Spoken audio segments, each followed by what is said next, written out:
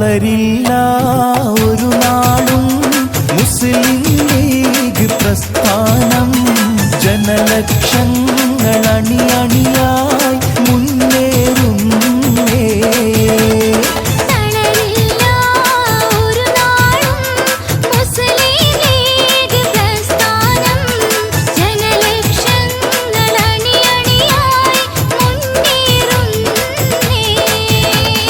പാരിടത്തെ ഹരിത കൊടിയെന്നും മാനിൽ പൊങ്ങിടത്തെ ജൈവിളി സിന്ദാബാദ്.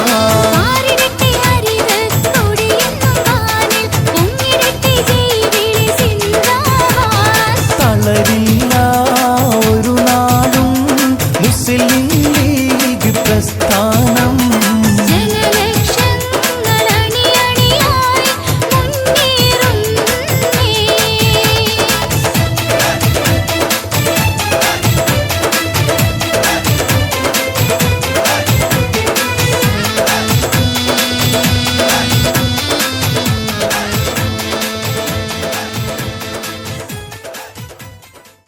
പ്രാർത്ഥനക്കായി ബഹുമാനപ്പെട്ട ഓമാനൂർ അബ്ദുറഹ്മാൻ മൗലവിയെ സാദരപൂർവ്വം ക്ഷണിക്കുന്നു. ഇലാ ഹളറത്തിൻ നബി ഹബീബില്ലാഹി സയ്യിദനാ മുഹമ്മദിൻ സ്വല്ലല്ലാഹു അലൈഹി വസല്ലം. അൽ-ഫാത്തിഹ. അഊദു ബില്ലാഹി മിനശ് ശൈത്വാനിർ റജീം. ബിസ്മില്ലാഹിർ റഹ്മാനിർ റഹീം. അൽഹംദുലില്ലാഹി റബ്ബിൽ ആലമീൻ അർറഹ്മാനിർ റഹീം മാലികി യൗമിദ്ദീൻ. ഇയ്യാക നഅ്ബുദു വ ഇയ്യാക നസ്തഈൻ. ഇഹ്ദിനസ് സിറാത്തൽ മുസ്തഖീം صراط الذين أنعمت عليهم غير المغضوب عليهم ولا الضالين آمين. اللهم بارك لنا في كل أمورنا خصوصا فيما نحن فيه يا رب العالمين بركة تامة كما باركت على عبادك الصالحين. اللهم ارزقنا الخير وبارك لنا فيه يا رب العالمين. ادفع عنا وعن أهالينا وعن أموالنا وعن جمعيتنا هذا شرور الظالمين والحاسدين والفاسقين والساحرين. اللهم نجنا من شرورهم ونجنا من فتنتهم يا سلام يا رب العالمين. ربنا آتنا في الدنيا حسنة وفي الآخرة حسنة وقنا عذاب النار. اللهم ادخلنا الجنة مع الأبرار يا عزيز يا غفار يا رب العالمين برحمتك يا أرحم الراحمين. ബഹുമാനപ്പെട്ട നിയോജക മണ്ഡലം മുസ്ലിം ലീഗിൻ്റെ കരുത്തനായ അമരക്കാരൻ P A Jabbar Haji, treasurer A Shoukath Ali Haji, secretary Imbichumathi മാഷ്, മുസ്ലിം ലീഗ് സംസ്ഥാന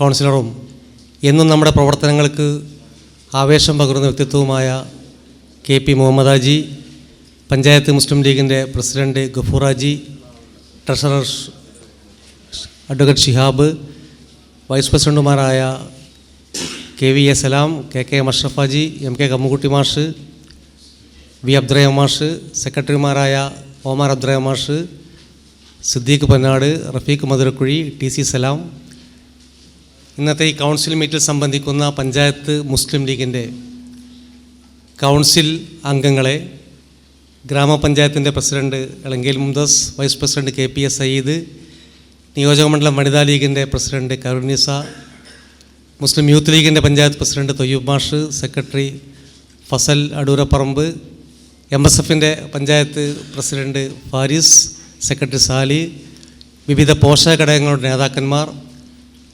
നമ്മളെല്ലാവരും സമ്മേളിച്ചിരിക്കുന്ന ഒരു അനർഘ നിമിഷത്തിലാണ് നമ്മളുള്ളത്.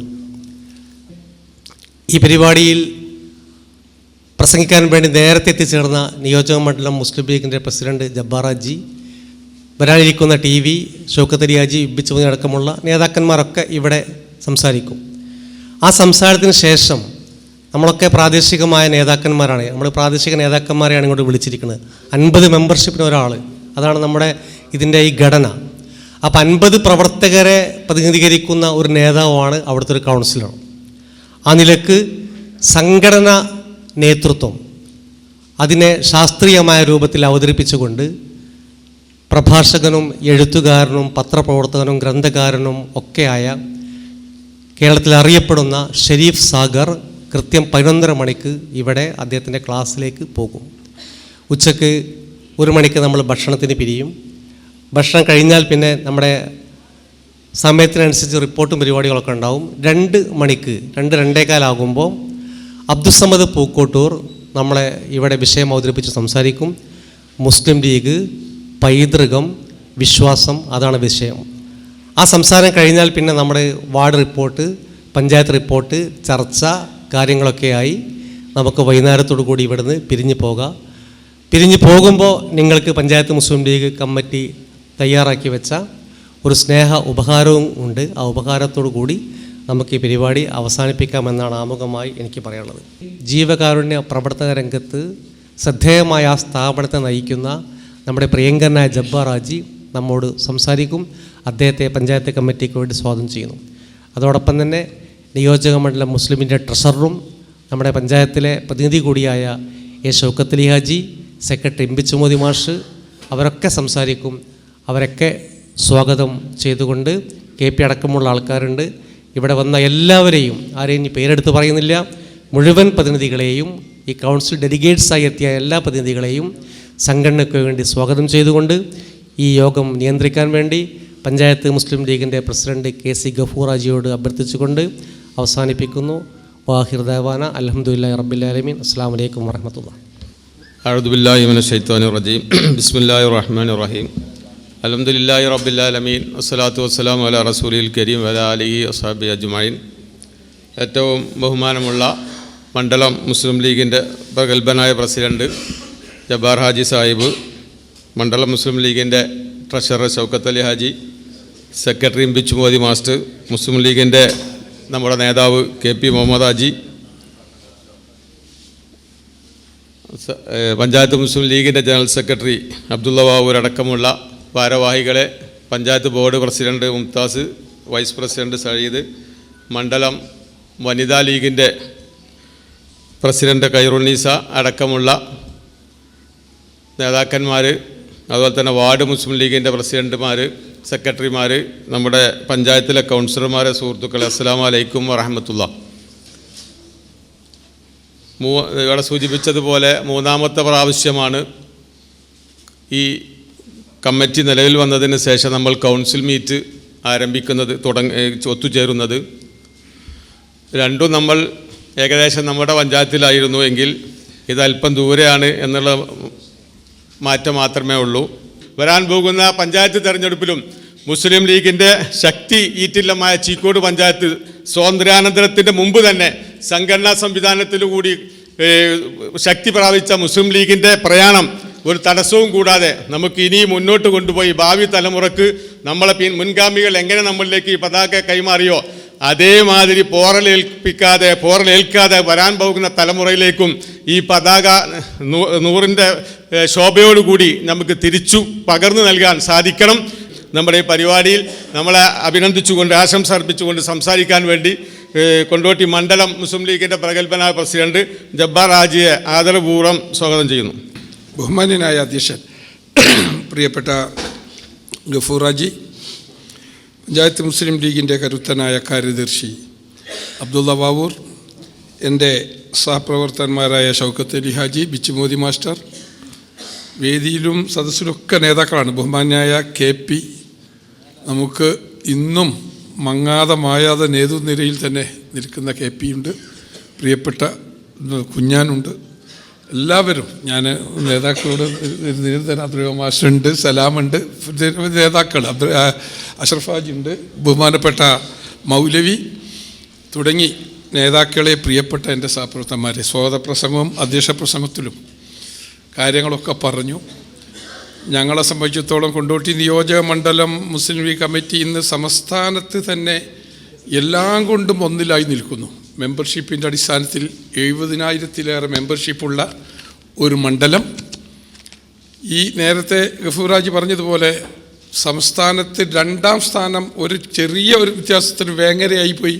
ഈ പാർട്ടിയുടെ ഖൈദബില്ലത്ത് ഫണ്ടിൽ 2ാം തൊട്ടടുത്ത് നമ്മൾ നിൽക്കുകയാണ്. അതെന്തുകൊണ്ടെന്ന് വെച്ചാൽ അവിടെ കുഞ്ഞാലിക്കുട്ടി സാഹിബ് അദ്ദേഹത്തിൻ്റെ മകനൊക്കെ 10 ലക്ഷം കയറ്റി കളഞ്ഞു. അതുകൊണ്ട് അതല്ലെങ്കിൽ ഞാനും അന്ന് പറഞ്ഞു, ഞങ്ങൾക്കൊരു കുഞ്ഞാലിക്കുട്ടി സാഹിബ് ഇല്ലാത്തത് കൊണ്ടാണ്, അല്ലെങ്കിൽ ഞങ്ങൾ തന്നെയാണെന്ന്. സാദിഖ് അലി തങ്ങൾ പറഞ്ഞു, അക്ഷരാർത്ഥത്തിൽ 1ാം സ്ഥാനം കൊണ്ടോട്ടിക്കാണ്. അത് വലിയൊരു അംഗീകാരമായി. രണ്ടാമത് ഇപ്പോൾ ഇതും 80 ലക്ഷത്തിലേറെ അടുത്തു വന്നു. അങ്ങനെ തല ഉയർത്തി അഭിമാനത്തോടു കൂടി സംസ്ഥാന ജില്ലാ നേതാക്കളുടെ അടുത്ത് നിൽക്കാൻ ഞങ്ങൾക്ക് കരുത്തേകിയത്, ഞങ്ങൾക്ക് ഊർജം നൽകിയത് ചീക്കോട് പഞ്ചായത്ത് കമ്മിറ്റിയാണ് എന്ന് പറയുന്നതിൽ ഒട്ടും ഞങ്ങൾക്ക് വൈമനസ്യമില്ല. കാരണം അത് കൃത്യമാണ്. അപ്പം നമ്മൾ ഒന്നാണ്, ഒറ്റക്കെട്ടാണ്. ഈ ഒറ്റക്കെട്ടായി തന്നെ നമുക്ക് മുന്നോട്ട് പോകണം. നമ്മളൊരിക്കലും നമ്മുടെ സമസ്തയെ മാറ്റി നിർത്തില്ല. നമ്മുടെ അവസ്ഥയാണ് നമ്മൾ നോക്കേണ്ടതാണ്. നമ്മുടെ മതരംഗത്ത് നമുക്കുള്ള ഊർജ്ജ ശക്തി അതാണ്. അതുപോലെ തന്നെയാണ് നമുക്ക് ലീഗും. ഇത് രണ്ടും ഒരുമിച്ച് നിന്ന് പോയാലേ നമുക്ക് രക്ഷയുള്ളൂ. ആ രീതിയിൽ തന്നെയാണ് ഇനിയും തുടർന്നും പോവുക. ആരൊക്കെ എന്തൊക്കെ പറഞ്ഞാലും ശരി, ആ രീതിയിൽ തന്നെ മുന്നോട്ട് കൊണ്ടുപോകും. അങ്ങനെ മുസ്ലിം ലീഗിൽ മറ്റു വിഭാഗങ്ങളുണ്ട്. നദ്വത്തുൽ മുജാഹിദിന്റെ ശക്തമായ നേതൃത്വമുണ്ട്. അവരുണ്ടാവണം. അവർ നമുക്ക് ലീഗിനുള്ള ആളുകളാണ്. മറ്റ് വിഭാഗങ്ങളുണ്ട്, അവരൊക്കെ നമുക്കാണ്. എന്നാൽ നമുക്ക് എക്കാലത്ത് നമ്മൾ കരുതുന്ന നമ്മളെ പ്രിയപ്പെട്ട സംഘടനയാണ് നമ്മൾക്ക് ഇതിനൊക്കെ നിലനിൽപ്പിന് ആധാരം എന്നുള്ളത് നമ്മൾ വിശ്വസിക്കുന്നു. ആ രീതിയിൽ നമ്മുടെ പ്രവർത്തനം മുന്നോട്ട് പോകും. എല്ലാവിധ അഭിവാദ്യങ്ങളും ആശംസകളും നേർന്നുകൊണ്ട് ഈ ചീക്കോട് പഞ്ചായത്ത് മുസ്ലിം ലീഗിൻ്റെ ഈ ജൈത്രയാത്ര ഇനിയും സൂര്യ തേജസ്സോടെ ഉയർന്നു നിൽക്കട്ടെ, ജ്വലിച്ചു നിൽക്കട്ടെ എന്ന് പ്രാർത്ഥിച്ചുകൊണ്ട് നിർത്തുന്നു. അസ്സലാമു അലൈക്കും. സഹോദരന്മാരെ, സുഹൃത്തുക്കളെ, സുദീർഘമായ ആശംസാ പ്രസംഗം നടത്തുന്നില്ല. വളരെ പ്രധാനപ്പെട്ട ഒരു ചടങ്ങാണിത്. സംസ്ഥാന ജില്ലാ മുസ്ലിം ലീഗിൻ്റെ ഒക്കെ നിർദ്ദേശങ്ങളുണ്ട്. എല്ലാ പഞ്ചായത്തുകളിലും എല്ലാ നിയോജകമണ്ഡലങ്ങളിലും ജില്ലകളിലും കൗൺസിൽ മീറ്റിങ്ങുകൾ വിളിക്കണം ഈ അടുത്ത മാസം 30-ാം തീയതിക്കുള്ളിലായിട്ട് എന്ന് നമ്മുടെ നിയോജകമണ്ഡലം കമ്മിറ്റി എല്ലാ പഞ്ചായത്ത് കമ്മിറ്റികൾക്കും സർക്കുലർ കഴിഞ്ഞ ആഴ്ച കൊടുത്ത് പഞ്ചായത്ത് മുസ്ലിം ലീഗിൻ്റെ കൗൺസിൽ യോഗം വിളിക്കണമെന്ന്. പക്ഷേ ആ യോഗം വിളിക്കുന്നതിൻ്റെ ആ കൗൺസിൽ മീറ്റിംഗ് വിളിക്കണമെന്ന് ആവശ്യപ്പെട്ടുകൊണ്ട് കത്ത് കൊടുക്കുന്നതിന് മുമ്പ് തന്നെ ചീക്കോട് പഞ്ചായത്ത് മുസ്ലിം ലീഗ് കമ്മിറ്റി 28-ാം തീയതി കൗൺസിൽ മീറ്റിൽ വിളിക്കാൻ തീരുമാനിച്ചു എന്ന് ഞാൻ ആ യോഗത്തിൽ വെച്ച് പറയുകയുണ്ടായി. പഞ്ചായത്ത് മുസ്ലിം ലീഗിൻ്റെ എല്ലാ പ്രവർത്തനങ്ങളും വിലയിരുത്തി മുസ്ലിം ലീഗിൻ്റെ നിയോജകമണ്ഡലം കമ്മിറ്റിയാലും ജില്ലാ കമ്മിറ്റിയാലും ഇപ്പോൾ ജില്ലാ കമ്മിറ്റി ഓരോ പഞ്ചായത്ത് കമ്മിറ്റിയുടെയും മിനിറ്റ്സൊക്കെ പരിശോധിച്ചപ്പോൾ ജില്ലാ കമ്മിറ്റി വിലയിരുത്തിയത് ഞാൻ മനസ്സിലാക്കിയിടത്തോളം ചീക്കോട് പഞ്ചായത്ത് മുസ്ലിം ലീഗ് കമ്മിറ്റി നൽകിയ മിനിറ്റ്സുകൾ ഏതാനും ഒരുപാട് സമയം ചെലവഴിച്ച് തന്നെ പരിശോധിക്കേണ്ടി വന്നു. നല്ല മിനിറ്റ്സാണ് എന്നൊക്കെയുള്ള റിപ്പോർട്ടുകൾ നമുക്ക് കിട്ടുകയുണ്ടായി. അപ്പോൾ എന്തുകൊണ്ടും നമ്മുടെ പഞ്ചായത്ത് മികവുറ്റ സംഘടനാ പ്രവർത്തനവും പരിപാടികളുമായി മുന്നോട്ട് പോവുകയാണ്. ഇത് നിങ്ങളുടെയൊക്കെ പിന്തുണ കൊണ്ടാണ് അവർക്കത് സാധിച്ചത്. ഇനിയും നിങ്ങളുടെ പിന്തുണ ഉണ്ടാവണം എന്ന് മാത്രം ഇവിടെ സൂചിപ്പിച്ചുകൊണ്ട് ഈ പഞ്ചായത്ത് മുസ്ലിം ലീഗ് കമ്മിറ്റി സംഘടിപ്പിക്കപ്പെട്ട ഈ കൗൺസിൽ മീറ്റിന് എല്ലാവിധ ആശംസകളും നേർന്നുകൊണ്ട് ഞാൻ എൻ്റെ വാക്കുകൾ നിർത്തുന്നു. അസ്സലാമു അലൈക്കും. നല്ലവരായ കൗൺസിലേഴ്സ് അംഗങ്ങളെ, ഒരുപാട് കാര്യങ്ങൾ സൂചിപ്പിക്കപ്പെട്ടു.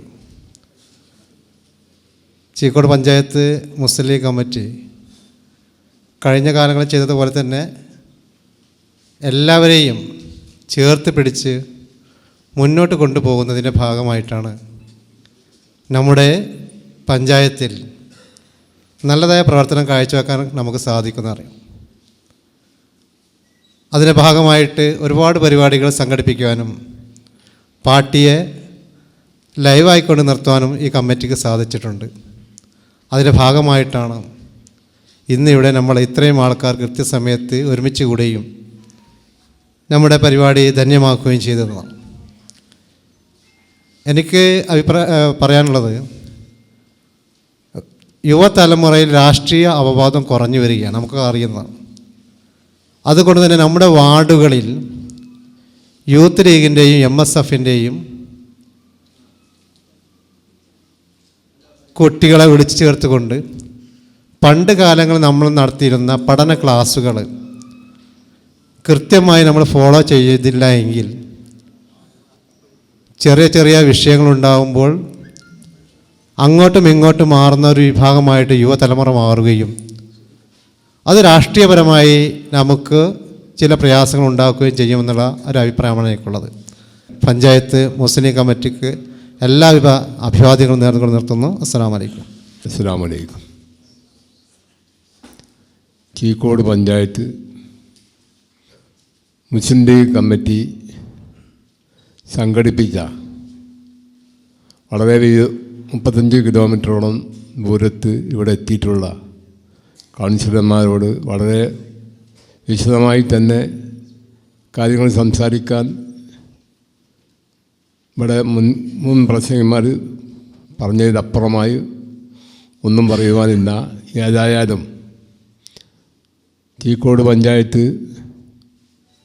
മമ്മൂട്ടിയാജി കൂടാന്തോട മുഹമ്മദാജിയും ആ പഞ്ചായത്ത് കമ്മിറ്റിയിൽ വർക്ക് ചെയ്യാൻ സാധിച്ച ചില ആളുകൾ ഇനി ഞാനും മീരാനാജും ഹുസൈനാജും മാത്രമേ ഇനി ബാക്കിയുള്ളൂ. അവിടുന്ന് പോകുന്ന ഇപ്പോൾ അബ്ദുള്ള ബാവൂരും ഒപ്പൂറാജി വന്ന ഈ കമ്മിറ്റി വരെ ഞങ്ങൾ കുളിർമയോടെയാണ് നോക്കിക്കാണുന്നത്. കാരണം അന്നൊരു പഞ്ചായത്ത് കമ്മിറ്റി എന്ന് പറഞ്ഞാൽ 10-12 ആൾ അവിഭക്ത ചീക്കോട് പഞ്ചായത്തിൽ ഒരു 15 ആൾ കൂടിയാൽ അത് പഞ്ചായത്ത് കമ്മിറ്റിയായി. സെക്രട്ടറിയായും യൂത്ത് ലീഗിൻ്റെ പ്രസിഡൻറ്റും സെക്രട്ടറിയും ഒക്കെ ആയി പ്രവർത്തിച്ച പരിചയം ഉള്ളത് കൊണ്ടാണ് ഇത്രയും ഉപദേശം നിങ്ങൾക്ക് തരുന്നത്. അതുകൊണ്ട് നമ്മുടെ ഈ പ്രവർത്തനം ഒരു സാരിയായ അമലായി തീർക്കട്ടെ എന്ന് പ്രാർത്ഥിച്ചുകൊണ്ട് നിർത്തുന്നു. അസ്സലാമു അലൈക്കും. ബഹുമാനപ്പെട്ട യോഗാധ്യക്ഷൻ ഗഫൂറാജി അവരുടെ സ്നേഹം നിറഞ്ഞ മുസ്ലിം ലീഗിൻ്റെ നേതാക്കന്മാർ, മറ്റ് സഹോദരന്മാരെ, മുസ്ലിം ലീഗിൻ്റെ യൂത്ത് മീറ്റ് പരിപാടിയാണ് ഇവിടെ സംഘടിപ്പിക്കുന്നത്. നമ്മളെ സംബന്ധിച്ചിടത്തോളം ധാരാളം പ്രവർത്തനങ്ങൾ ആവിഷ്കരിക്കേണ്ട ഒരു സമയമാണ് ഇത് എന്ന് മനസ്സിലാക്കുകയാണ്. സംഘടനപരമായി വളരെ സിസ്റ്റമാറ്റിക്കായി കാര്യങ്ങൾ മുന്നോട്ട് കൊണ്ടുപോകാൻ ശ്രമിക്കണം എന്ന് മാത്രം പറഞ്ഞുകൊണ്ട് എല്ലാവിധ ഭാഗവും നേർന്നുകൊണ്ട് നിർത്തുന്നു. ജയ് ഹിന്ദ്. അസ്സലാമു അലൈക്കും. നമ്മുടെ വേദിയിലേക്ക് കടന്നു വന്നുകൊണ്ടിരിക്കുകയാണ്.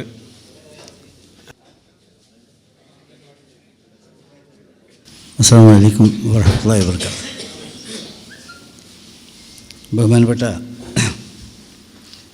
നമ്മുടെ അധ്യക്ഷ സ്ഥാനത്തിരിക്കുന്ന ഗഫൂറാജി സാഹിബുകളെ, മണ്ഡലം മുസ്ലിം ലീഗിൻ്റെ അധ്യക്ഷൻ ജബ്ബാറാജി അവர்களെ, PKC എല്ലാവരും ഉണ്ട്. നമ്മുടെ അബ്ദുള്ള ബാബുരുടെ ഉണ്ട്, KC, നമ്മുടെ ഷൗക്കത്ത് റിയാജ് ഇവിടെയുണ്ട്, നസീം എത്തിയില്ലെന്ന് തോന്നുന്നു, എംപിച്ചുമോനി മാസ്റ്റർ, അഡ്വക്കേറ്റ് PK ഷിഹാബുദ്ദീൻ, അവരെല്ലാം ഇതിലുള്ളത് മാത്രമാണ്. പക്ഷേ KP പോലുള്ള എല്ലാവരും, എല്ലാ സീനിയർ നേതാക്കന്മാരൊക്കെ ഇവിടെ എത്തിച്ചേർന്നിട്ടുണ്ട്.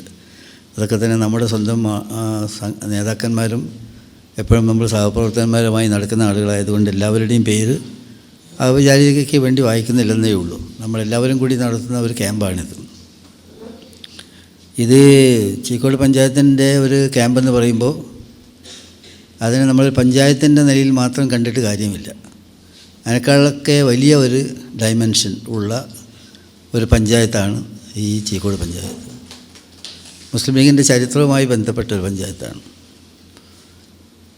ഏത് കാലം ഒരുപാട് പ്രതിസന്ധികളും പ്രയാസങ്ങളും ഒക്കെ രാഷ്ട്രീയത്തിൽ ഉണ്ടായ സമയത്തും മുസ്ലിം ലീഗിൻ്റെ കൂടെ ഉറച്ചു നിന്ന ഉജ്ജ്വലമായ പാരമ്പര്യമുള്ള ഒരു സ്ഥാപനമാണ് ചീക്കോട് പഞ്ചായത്ത്.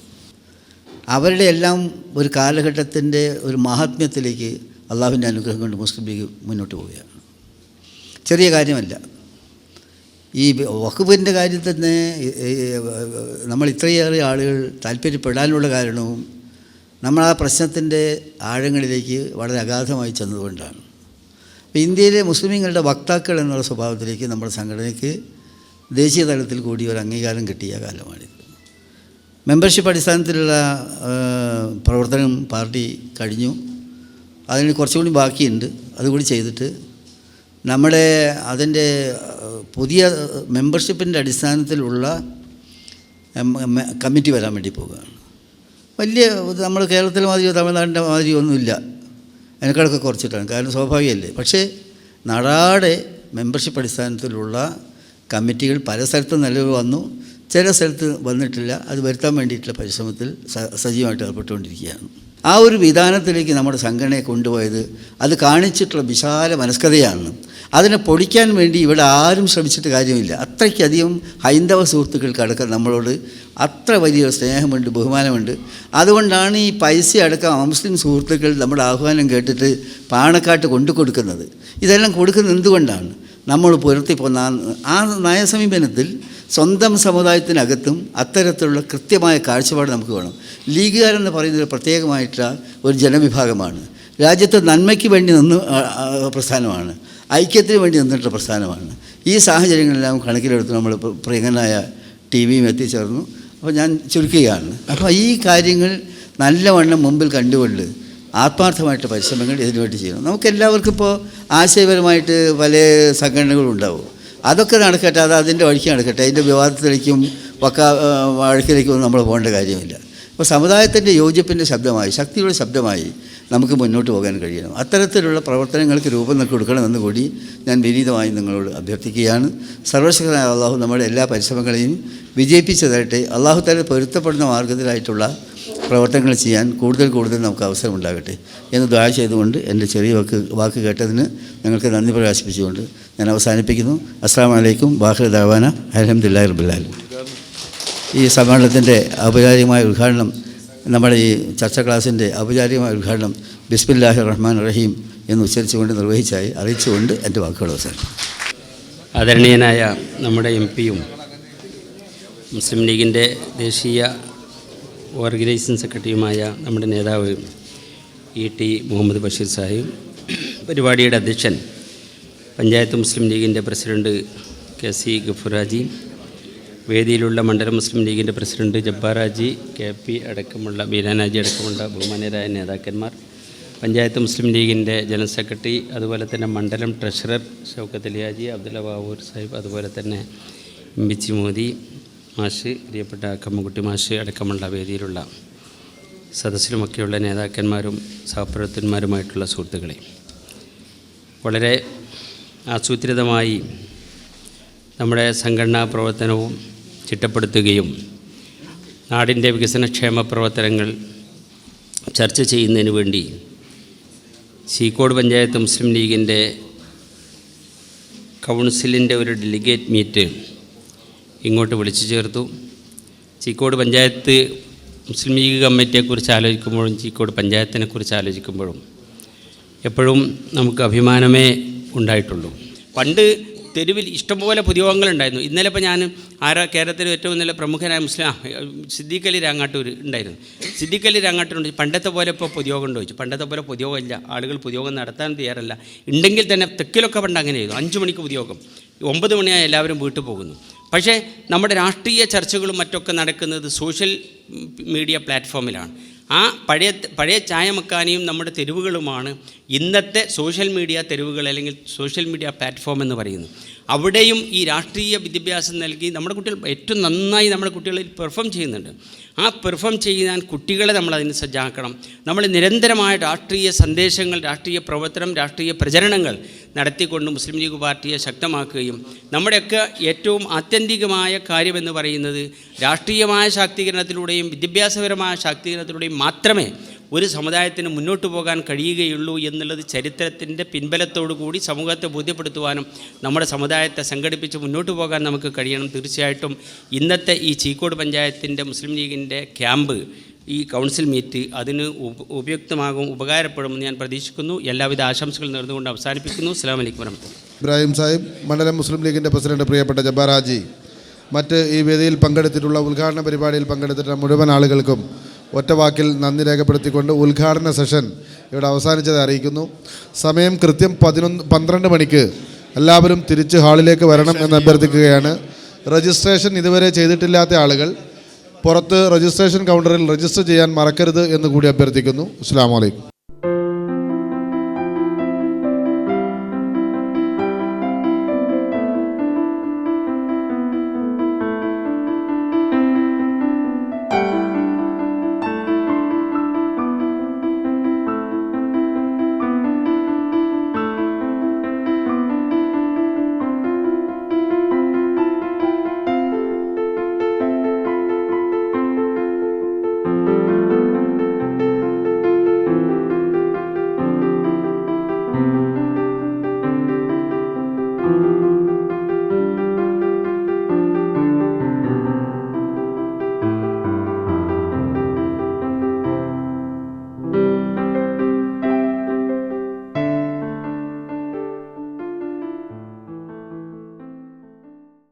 സെയ്ദ് സാദിഖ് അലി ശിഹാബ് തങ്ങളാണ് ഈ ഹാളിൻ്റെ ഉദ്ഘാടനം നിർവഹിച്ചത്.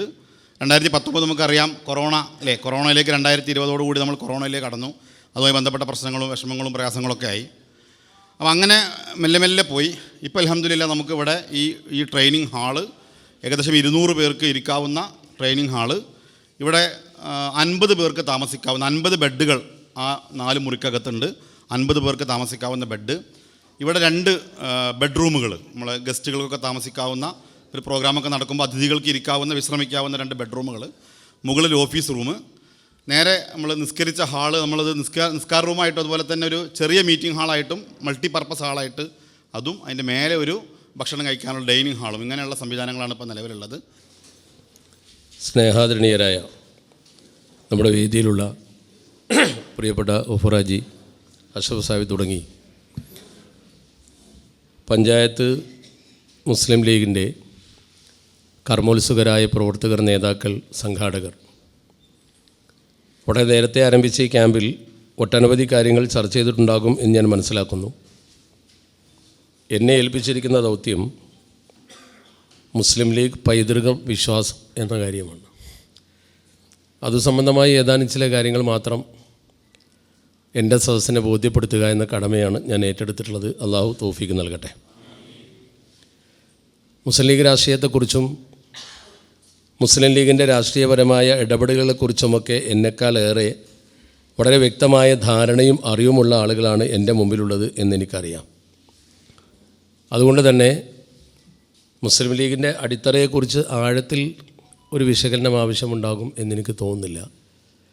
നമ്മുടെ വിശ്വാസമനുസരിച്ചുള്ള ഒരു സംഘബോധത്തിൻ്റെയും രാഷ്ട്രീയത്തിൻ്റെയും ഇസ്ലാമിക മാനങ്ങളെക്കുറിച്ച് സൂചിപ്പിക്കുക എന്നതാണ് ഞാൻ ഉദ്ദേശിക്കുന്നത്.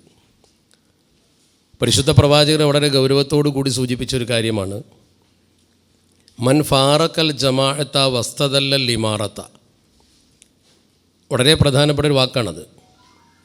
ആരെങ്കിലും ഒരു സംഘത്തിൽ നിന്ന് മാറി നിൽക്കുകയും നേതൃത്വത്തെ അംഗീകരിക്കാത്തൊരു സ്വഭാവം സ്വീകരിക്കുകയും ചെയ്താൽ, അങ്ങനത്തെ ഒരാൾ പരലോകത്ത് ചെല്ലുമ്പോഴുള്ള അനുഭവത്തെക്കുറിച്ചാണ് അല്ലാഹു സുബ്ഹാനഹു വ തആല പ്രവാചകരിലൂടെ നമ്മളെ പഠിപ്പിക്കുന്നത്. അയാൾക്ക് മരണാനന്തരം ലാ വജ്ഹ ലഹു ഇൻദല്ലാഹി എന്നാണ്. അങ്ങനെ പറഞ്ഞാൽ ആ വാക്കിൻ്റെ അർത്ഥം അള്ളാഹു അയാൾക്ക് മുഖം കൊടുക്കുകയില്ല എന്നാണ്. അള്ളാഹുവിൻ്റെ അടുത്തൊരു സ്ഥാനവും ഉണ്ടാവുകയില്ല അത്തരം ആൾക്ക് എന്നാണ്. അതിൻ്റെ അർത്ഥം നമ്മൾ ഒരു സംഘമായി നിൽക്കണം എന്നതാണ്. ഒരുമിച്ച് നിൽക്കുക എന്നതിൻ്റെ പ്രാധാന്യതയാണ് ഇസ്ലാം കൽപ്പിക്കുന്നത്. അങ്ങനെ പറയുമ്പോൾ നമ്മൾ പലരും ചിന്തിക്കാറുണ്ട്, ഇതൊക്കെ ഒരു ഡിബേറ്റായിട്ട് നമ്മൾ മുന്നിൽ വെച്ചുകൊണ്ട് വിശകലനം ചെയ്യുമ്പോൾ പലരും പറയാറുണ്ട്, അങ്ങനെയാണെങ്കിൽ നമ്മൾ സംഘടിക്കുന്നുണ്ട്, മതപരമായി സംഘടിക്കുന്നുണ്ട്, പല രീതിയിലും സംഘടിക്കുന്നുണ്ട്, പല തരത്തിലും സംഘടനകളുണ്ട്. അതിൽ രാഷ്ട്രീയമായ ഒരു സംഘടന തന്നെ വേണമോ, അങ്ങനെ തന്നെ വേണ്ടതുണ്ടോ എന്നൊക്കെ ചിന്തിക്കുകയും ചർച്ച ചെയ്യുകയും ചെയ്യുന്ന ആളുകൾ നമുക്കിടയിൽ തന്നെ ഉണ്ടാവാം. അല്ലെങ്കിൽ ഈ സമൂഹത്തിൽ ധാരാളമുണ്ട് എന്ന കാര്യം നമുക്കൊക്കെ അറിയാവുന്നതാണ്.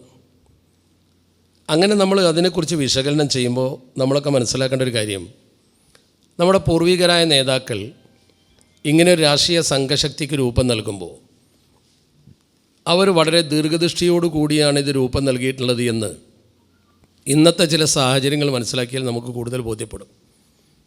ഞാൻ ഉപരിപ്ലവമായി പറയുകയല്ല, നമുക്ക് കാണാവുന്ന ചില ഉദാഹരണങ്ങൾ നമ്മുടെ മുമ്പിലുണ്ട്. അപ്പോൾ നമ്മുടെ കൂടുതൽ ചില ആളുകൾ പറയും, നമ്മൾ മതരംഗത്ത് പ്രവർത്തിക്കുന്നു, ഇനി രാഷ്ട്രീയ രംഗത്തൊന്നും പ്രവർത്തിക്കാൻ കഴിയില്ല, അല്ലെങ്കിൽ രാഷ്ട്രീയം കൊണ്ട് വലിയ പ്രയോജനങ്ങളൊന്നുമില്ല, നമ്മൾ അതിന് പ്രവർത്തിക്കുന്ന സമയം മറ്റെന്തെങ്കിലും ചിലവഴിച്ചാൽ അതാണ് ഏറ്റവും നല്ലത് എന്ന് ചിന്തിക്കുകയും പ്രചരിപ്പിക്കുകയും ചെയ്യുന്ന, അങ്ങനെ മനസ്സിലാക്കിയ ആളുകൾ, തെറ്റല്ല അവരാ പറയുന്നത് അവരുടെ ഭാഷയിൽ. അപ്പോൾ നമ്മളിങ്ങനെ പള്ളിയിലൊക്കെ നല്ല കാര്യങ്ങളിൽ വ്യാപൃതരായി രാഷ്ട്രീയത്തിലേക്കൊന്നും വല്ലാതെ ഇറങ്ങാതെ നമ്മൾ നമ്മുടേതായൊരു മതപരമായ ഭൂമിക കെട്ടിപ്പടുത്തുകൊണ്ട് മുന്നോട്ട് പോകലാണ് നല്ലത് എന്ന് ചിന്തിക്കുന്ന ആളുകൾ നമ്മുടെ സമൂഹത്തിൽ ചെറിയൊരു ഭാഗമെങ്കിലും ഉണ്ട്. എന്നാൽ ചില ആളുകൾ ഇതിൻ്റെ കാര്യം നേരത്തെ മനസ്സിലാക്കി എല്ലാ തരത്തിലും നമുക്ക് സംഘബോധം വേണം, രാഷ്ട്രീയ ബോധം വേണം എന്ന് പറയുന്ന ആളുകളുണ്ട്. എന്താണ് ഇതിൻ്റെ ഒരു വ്യത്യാസം? അത് മനസ്സിലാക്കണം നമ്മൾ. അപ്പം ഞാൻ മനസ്സിലാക്കിയിടത്തോളം നിങ്ങൾക്ക് യോജിക്കാൻ കഴിയുമോ ഇല്ലേ എന്ന് നിങ്ങളാണ് പരിശോധിക്കേണ്ടത്. മറ്റുള്ളവർക്ക് മനസ്സിലാക്കി കൊടുക്കുമ്പോൾ അതിൻ്റെ മാനം അവർ മനസ്സിലാക്കിയാൽ ബോധ്യപ്പെടുമെന്നാണ് ഞാൻ വിശ്വസിക്കുന്നത്. അപ്പോൾ നമ്മൾ മതപരമായി ചിന്തിക്കുകയും മതപരമായി പ്രവർത്തിക്കുകയും ചെയ്യുന്ന ആളുകൾ, ഞാനൊക്കെ മതമേഖലയിൽ പ്രവർത്തിക്കുന്ന ഒരാളാണ്. പക്ഷേ ഒരു രാഷ്ട്രീയ സംഘശക്തി അനിവാര്യമാണ് എന്ന് വിശ്വസിക്കുന്നു. എന്നാൽ നമ്മുടെ കൂടെയുള്ള ചില ആളുകൾക്ക് അങ്ങനെ ഒരു വിശ്വാസമില്ല, അങ്ങനെ ഒരു തോന്നലില്ല. പക്ഷെ നമുക്കങ്ങനെ തോന്നാൻ എന്താണ് കാരണം? നമുക്ക് പറയാൻ കഴിയും. എന്നോട് ചോദിച്ചാൽ എനിക്ക് പറയാൻ കഴിയും, കാലിക സാഹചര്യം വിലയിരുത്തിയാൽ നിങ്ങൾക്കും പറയാൻ കഴിയും. ഇപ്പോൾ ഉദാഹരണം, നമ്മളിപ്പോൾ മതമേഖലയിൽ മാത്രം ഒതുങ്ങുന്നു, രാഷ്ട്രീയ മേഖലയിലേക്ക് അത് അത്ര ഗുണമില്ല എന്ന് ചിന്തിച്ച് മാറ്റി നിർത്തുകയാണെങ്കിൽ ഈ മതത്തിലേക്ക് രാഷ്ട്രീയം കയറി വരും, രാഷ്ട്രീയ മതത്തിലേക്ക് കയറി വരും. അപ്പം നിങ്ങൾ എന്തു ചെയ്യും? അതിനൊരു മറുപടി അത്തരം ആളുകളിൽ നിന്ന് കിട്ടേണ്ടതുണ്ട്. ഒരു ഉദാഹരണം, ഇപ്പോഴത്തെ ഒരു പ്രസൻറ്റ് ഉദാഹരണം, ഏറ്റവും പ്രധാനപ്പെട്ട ഒരു ഉദാഹരണം, ഇക്കഴിഞ്ഞ ഗവൺമെൻറ്റിൻ്റെ അവസാന സമയത്ത് പാർലമെൻറ്റിൽ രാജ്യസഭയിലൊരു മെമ്പർ വഖഫ് റിപ്പീൽ ബില്ല് കൊണ്ടുവന്നു. ടെസ്റ്റ് ഡോസായിരുന്നു. അയാൾ പറഞ്ഞത് ഈ സംവിധാനം തന്നെ പിരിച്ചുവിടണം എന്നാണ്. ഒരു BJP MP ആണ് അത് അവതരിപ്പിച്ചത് രാജ്യസഭയിൽ. അന്ന് നമ്മളോരോരുത്തർ ശ്രദ്ധിച്ചില്ല. അയാൾ അവതരിപ്പിച്ചത് ഇന്ത്യയിൽ ഉള്ള ഈ വഖഫ് സംവിധാനം എന്ന് പറയുന്നത് അൺകോൺസ്റ്റിറ്റ്യൂഷനിലാണെന്നാണ്. അത് ഭരണഘടനാപരമല്ല, അത് പിരിച്ച് ഒഴിവാക്കണം, അങ്ങനെ ഒരു സംഭവമേ പാടില്ല എന്ന്. അതന്ന് രാജ്യസഭയിൽ അവതരിപ്പിച്ചു. അത് പിന്നീട് ചർച്ചയായി. അപ്പോഴേക്കും പുതിയ ഗവൺമെൻറ് വരുന്നതിനുള്ള തെരഞ്ഞെടുപ്പ് വന്നു. ആ ടെസ്റ്റ് ഡോസ് കഴിഞ്ഞു. ഇപ്പോൾ ഗവൺമെൻറ് പുതിയ ബില്ല് കൊണ്ടുവന്നു. കിരൺ റിജ്ജു അവതരിപ്പിച്ചു, പാർലമെൻറ്റിൽ വന്നു, ബഹളമായി, JPCക്ക് വിട്ടു, ജോയിൻറ്റ് പാർലമെൻ്ററി കമ്മിറ്റിയുടെ മുമ്പിൽ ചർച്ച ചെയ്യണം. ഈ ബില്ലിൽ എന്താണ് പറയുന്നത്? ഈ ബില്ലിൽ പറയുന്നത് വഖഫ് സ്വത്തുക്കൾ മുഴുവൻ ഗവൺമെൻറ് കൈയടക്കാനുള്ള ഏർപ്പാടാണ്. അത് പിന്നീട് ഞാൻ വിശകലനം ചെയ്യാം. ഈ വഖഫ് സ്വത്തുക്കൾ കൈയടക്കാൻ വേണ്ടി ഗവൺമെൻറ് ചെയ്തിട്ടുള്ള പണി എന്താണ്? ഒന്നാമതായി ആദ്യം ഒരു വലിയ പ്രചരണം നടത്തി, ഒരു വ്യാപകമായ പ്രചരണം. നമ്മളെ ആളുകളും അതിൽ വീണുപോയി. അവർ നടത്തിയ ഏറ്റവും വലിയ പ്രചരണം, ഇന്ത്യയിൽ ഏറ്റവും കൂടുതൽ വഖഫ് സ്വത്ത് കൈകാര്യം ചെയ്യുന്ന ഈ വഖഫ് ബോർഡ് എന്ന് പറയുന്ന സംവിധാനം ഇന്ത്യയിലെ റെയിൽവേക്കും സൈന്യത്തിനുമൊക്കെ തുല്യമാണെന്നാണ്. റെയിൽവേക്കാണ് ഏറ്റവും കൂടുതൽ ഭൂമി, അതുപോലെ തന്നെ സൈന്യത്തിനാണ് പിന്നെ ഇന്ത്യയിൽ ഭൂമിയുള്ളത്. ഇന്ത്യൻ റെയിൽവേക്ക് ഒരുപാട് ഭൂമിയുണ്ട്. ഇന്ത്യൻ റെയിൽവേ എന്ന് പറഞ്ഞാൽ ഏഷ്യയിലെ തന്നെ ഏറ്റവും വലിയ പൊതുമേഖലാ സംവിധാനമാണ്. പിന്നെ അതുപോലെ തന്നെ സൈന്യം, ഒരു രാജ്യത്തിൻ്റെ സൈനികർക്ക് ഒരുപാട് ക്യാമ്പുകളും സൗകര്യങ്ങളും അതുപോലെ തന്നെ അക്കാദമികൾ, 3 വിഭാഗം ഉണ്ടല്ലോ. നാവിക അക്കാദമി ഉണ്ടാവും, അതുപോലെ തന്നെ കരസേന ഉണ്ടാവും, എയർഫോഴ്സ് ഉണ്ടാവും. ഇതിനൊക്കെ ഒരുപാട് ഭൂമിയുണ്ട്, ശരിയാണ്. അതേപോലെ ഭൂമിയുള്ള ഒന്നാണ് വഖഫ് സ്വത്ത് എന്ന് പറഞ്ഞു. അപ്പം നമ്മളും അത് അങ്ങനെ തന്നെ പ്രസംഗിച്ചു. സത്യത്തിൽ തെറ്റല്ലേ പറയുന്നത്? വഖഫ് ബോർഡിന് എവിടെയാണ് ഭൂമി? റെയിൽവേയുടെ ഭൂമി റെയിൽവേയുടേതാണ്. അതുപോലെ തന്നെ സൈന്യത്തിൻ്റെ ഭൂമി സൈനിക ഡിപ്പാർട്ട്മെൻറ്റിൻ്റെതാണ്. വഖഫ് ഭൂമി വഖഫ് ബോർഡിനല്ലല്ലോ. അതൊക്കെ ഓരോ പള്ളിയുടെ, ഓരോ മദ്രസയുടെ, ഓരോ വഖഫിൻ്റെ, അതോരോ അതിൻ്റെ മേൽനോട്ടാധികാരി മാത്രമാണ് വഖഫ് ബോർഡ്. വഖഫ് ബോർഡ് ഒരു ഇഞ്ച് ഭൂമിയില്ല. വഖഫ് ബോർഡിൻ്റെ കയ്യിൽ ഒരു ഭൂമിയില്ലല്ലോ. ആ ഭൂമിയൊക്കെ ഓരോ ട്രസ്റ്റിൻ്റെയോ അല്ലെങ്കിൽ പള്ളിയുടെയോ മദ്രസയുടെയോ ഏതെങ്കിലും അതുപോലുള്ള സംവിധാനത്തിൻ്റെതുമാണ്. അത് മുസ്ലിങ്ങൾക്ക് അവകാശപ്പെട്ടൊരു സംഗതിയാണ്. സുപ്രീം കോടതി വരെ പറഞ്ഞിട്ടുണ്ട് അത് മുസ്ലിം പണ്ഡിതന്മാരും അതുപോലെ തന്നെ മുസ്ലിം മതവിഭാഗവും കൈകാര്യം ചെയ്യേണ്ട കാര്യമാണെന്ന് പറഞ്ഞിട്ടുണ്ട്. അവിടെയാണ് കേരളത്തിലും അതുപോലെ തന്നെ കേന്ദ്രത്തിലും വഖഫ് കൗൺസിലും വഖഫ് ബോർഡിലും 2 അമുസ്ലിങ്ങൾ വേണം എന്ന് നിർദ്ദേശിക്കുന്നത്. ഇതുകൊണ്ട് നാളെ വരാൻ പോകുന്നൊരു അപകടം എന്താ? ഇതുകൊണ്ട് നാളെ വരാൻ പോകുന്നൊരു അപകടം, ഇന്ത്യയിൽ 3 ടൈപ്പ് വഖഫ് ഉണ്ടല്ലോ. അപ്പോൾ നമ്മൾ കൈകാര്യം ചെയ്ത് നോക്കാം. ഓറൽ വഖഫ് ഉണ്ട്, വാക്കാൽ വഖഫാണ്, ഇസ്ലാമിൽ ഇത് വഖഫാണ്. രണ്ടാമത്തൊന്ന് നമ്മുടെ രാജ്യത്ത് ബയ്യൂസ് വഖഫ് ഉണ്ട്, ഉപയോഗിച്ച് പോരുന്ന പണ്ടേ അതങ്ങനെ വഖഫ് ഭൂമിയായിട്ട് ഉപയോഗിച്ച് പോരുന്നു. മൂന്നാമത്തെ ഒന്ന് വഖഫ് ഡീഡ്, ആധാരം, ബന്ധപ്പെട്ട രേഖകളൊക്കെ ഉള്ളത്. ഇത് 3 വഖഫായിട്ടാണ് കൈകാര്യം ചെയ്യപ്പെടുന്നത്. ഇപ്പോൾ നമ്മുടെ പള്ളികളിലൊക്കെ പഴയ പള്ളികളെ പരിശോധിച്ചാൽ കാണാൻ കഴിയും, അവിടെ ഖബർസ്ഥാനോ പള്ളിപ്പറമ്പോ ഉണ്ടാവും, ഒരു രേഖയുണ്ടാവില്ല. ആരോ പഴയ കാലത്ത് ആരോ വഖഫ് ചെയ്തതാണ്. അതിന് ആധാരമില്ല, അനുബന്ധ രേഖയില്ല, ഒന്നുമില്ല. പഴയ മദ്രാസ് ഗവൺമെൻറ് രേഖ അനുസരിച്ചുകൊണ്ട് ഗവൺമെൻറ് അത് വഖഫ് ബോർഡിൽ രജിസ്റ്റർ ചെയ്തു, ഇത്രയേ ഉള്ളൂ.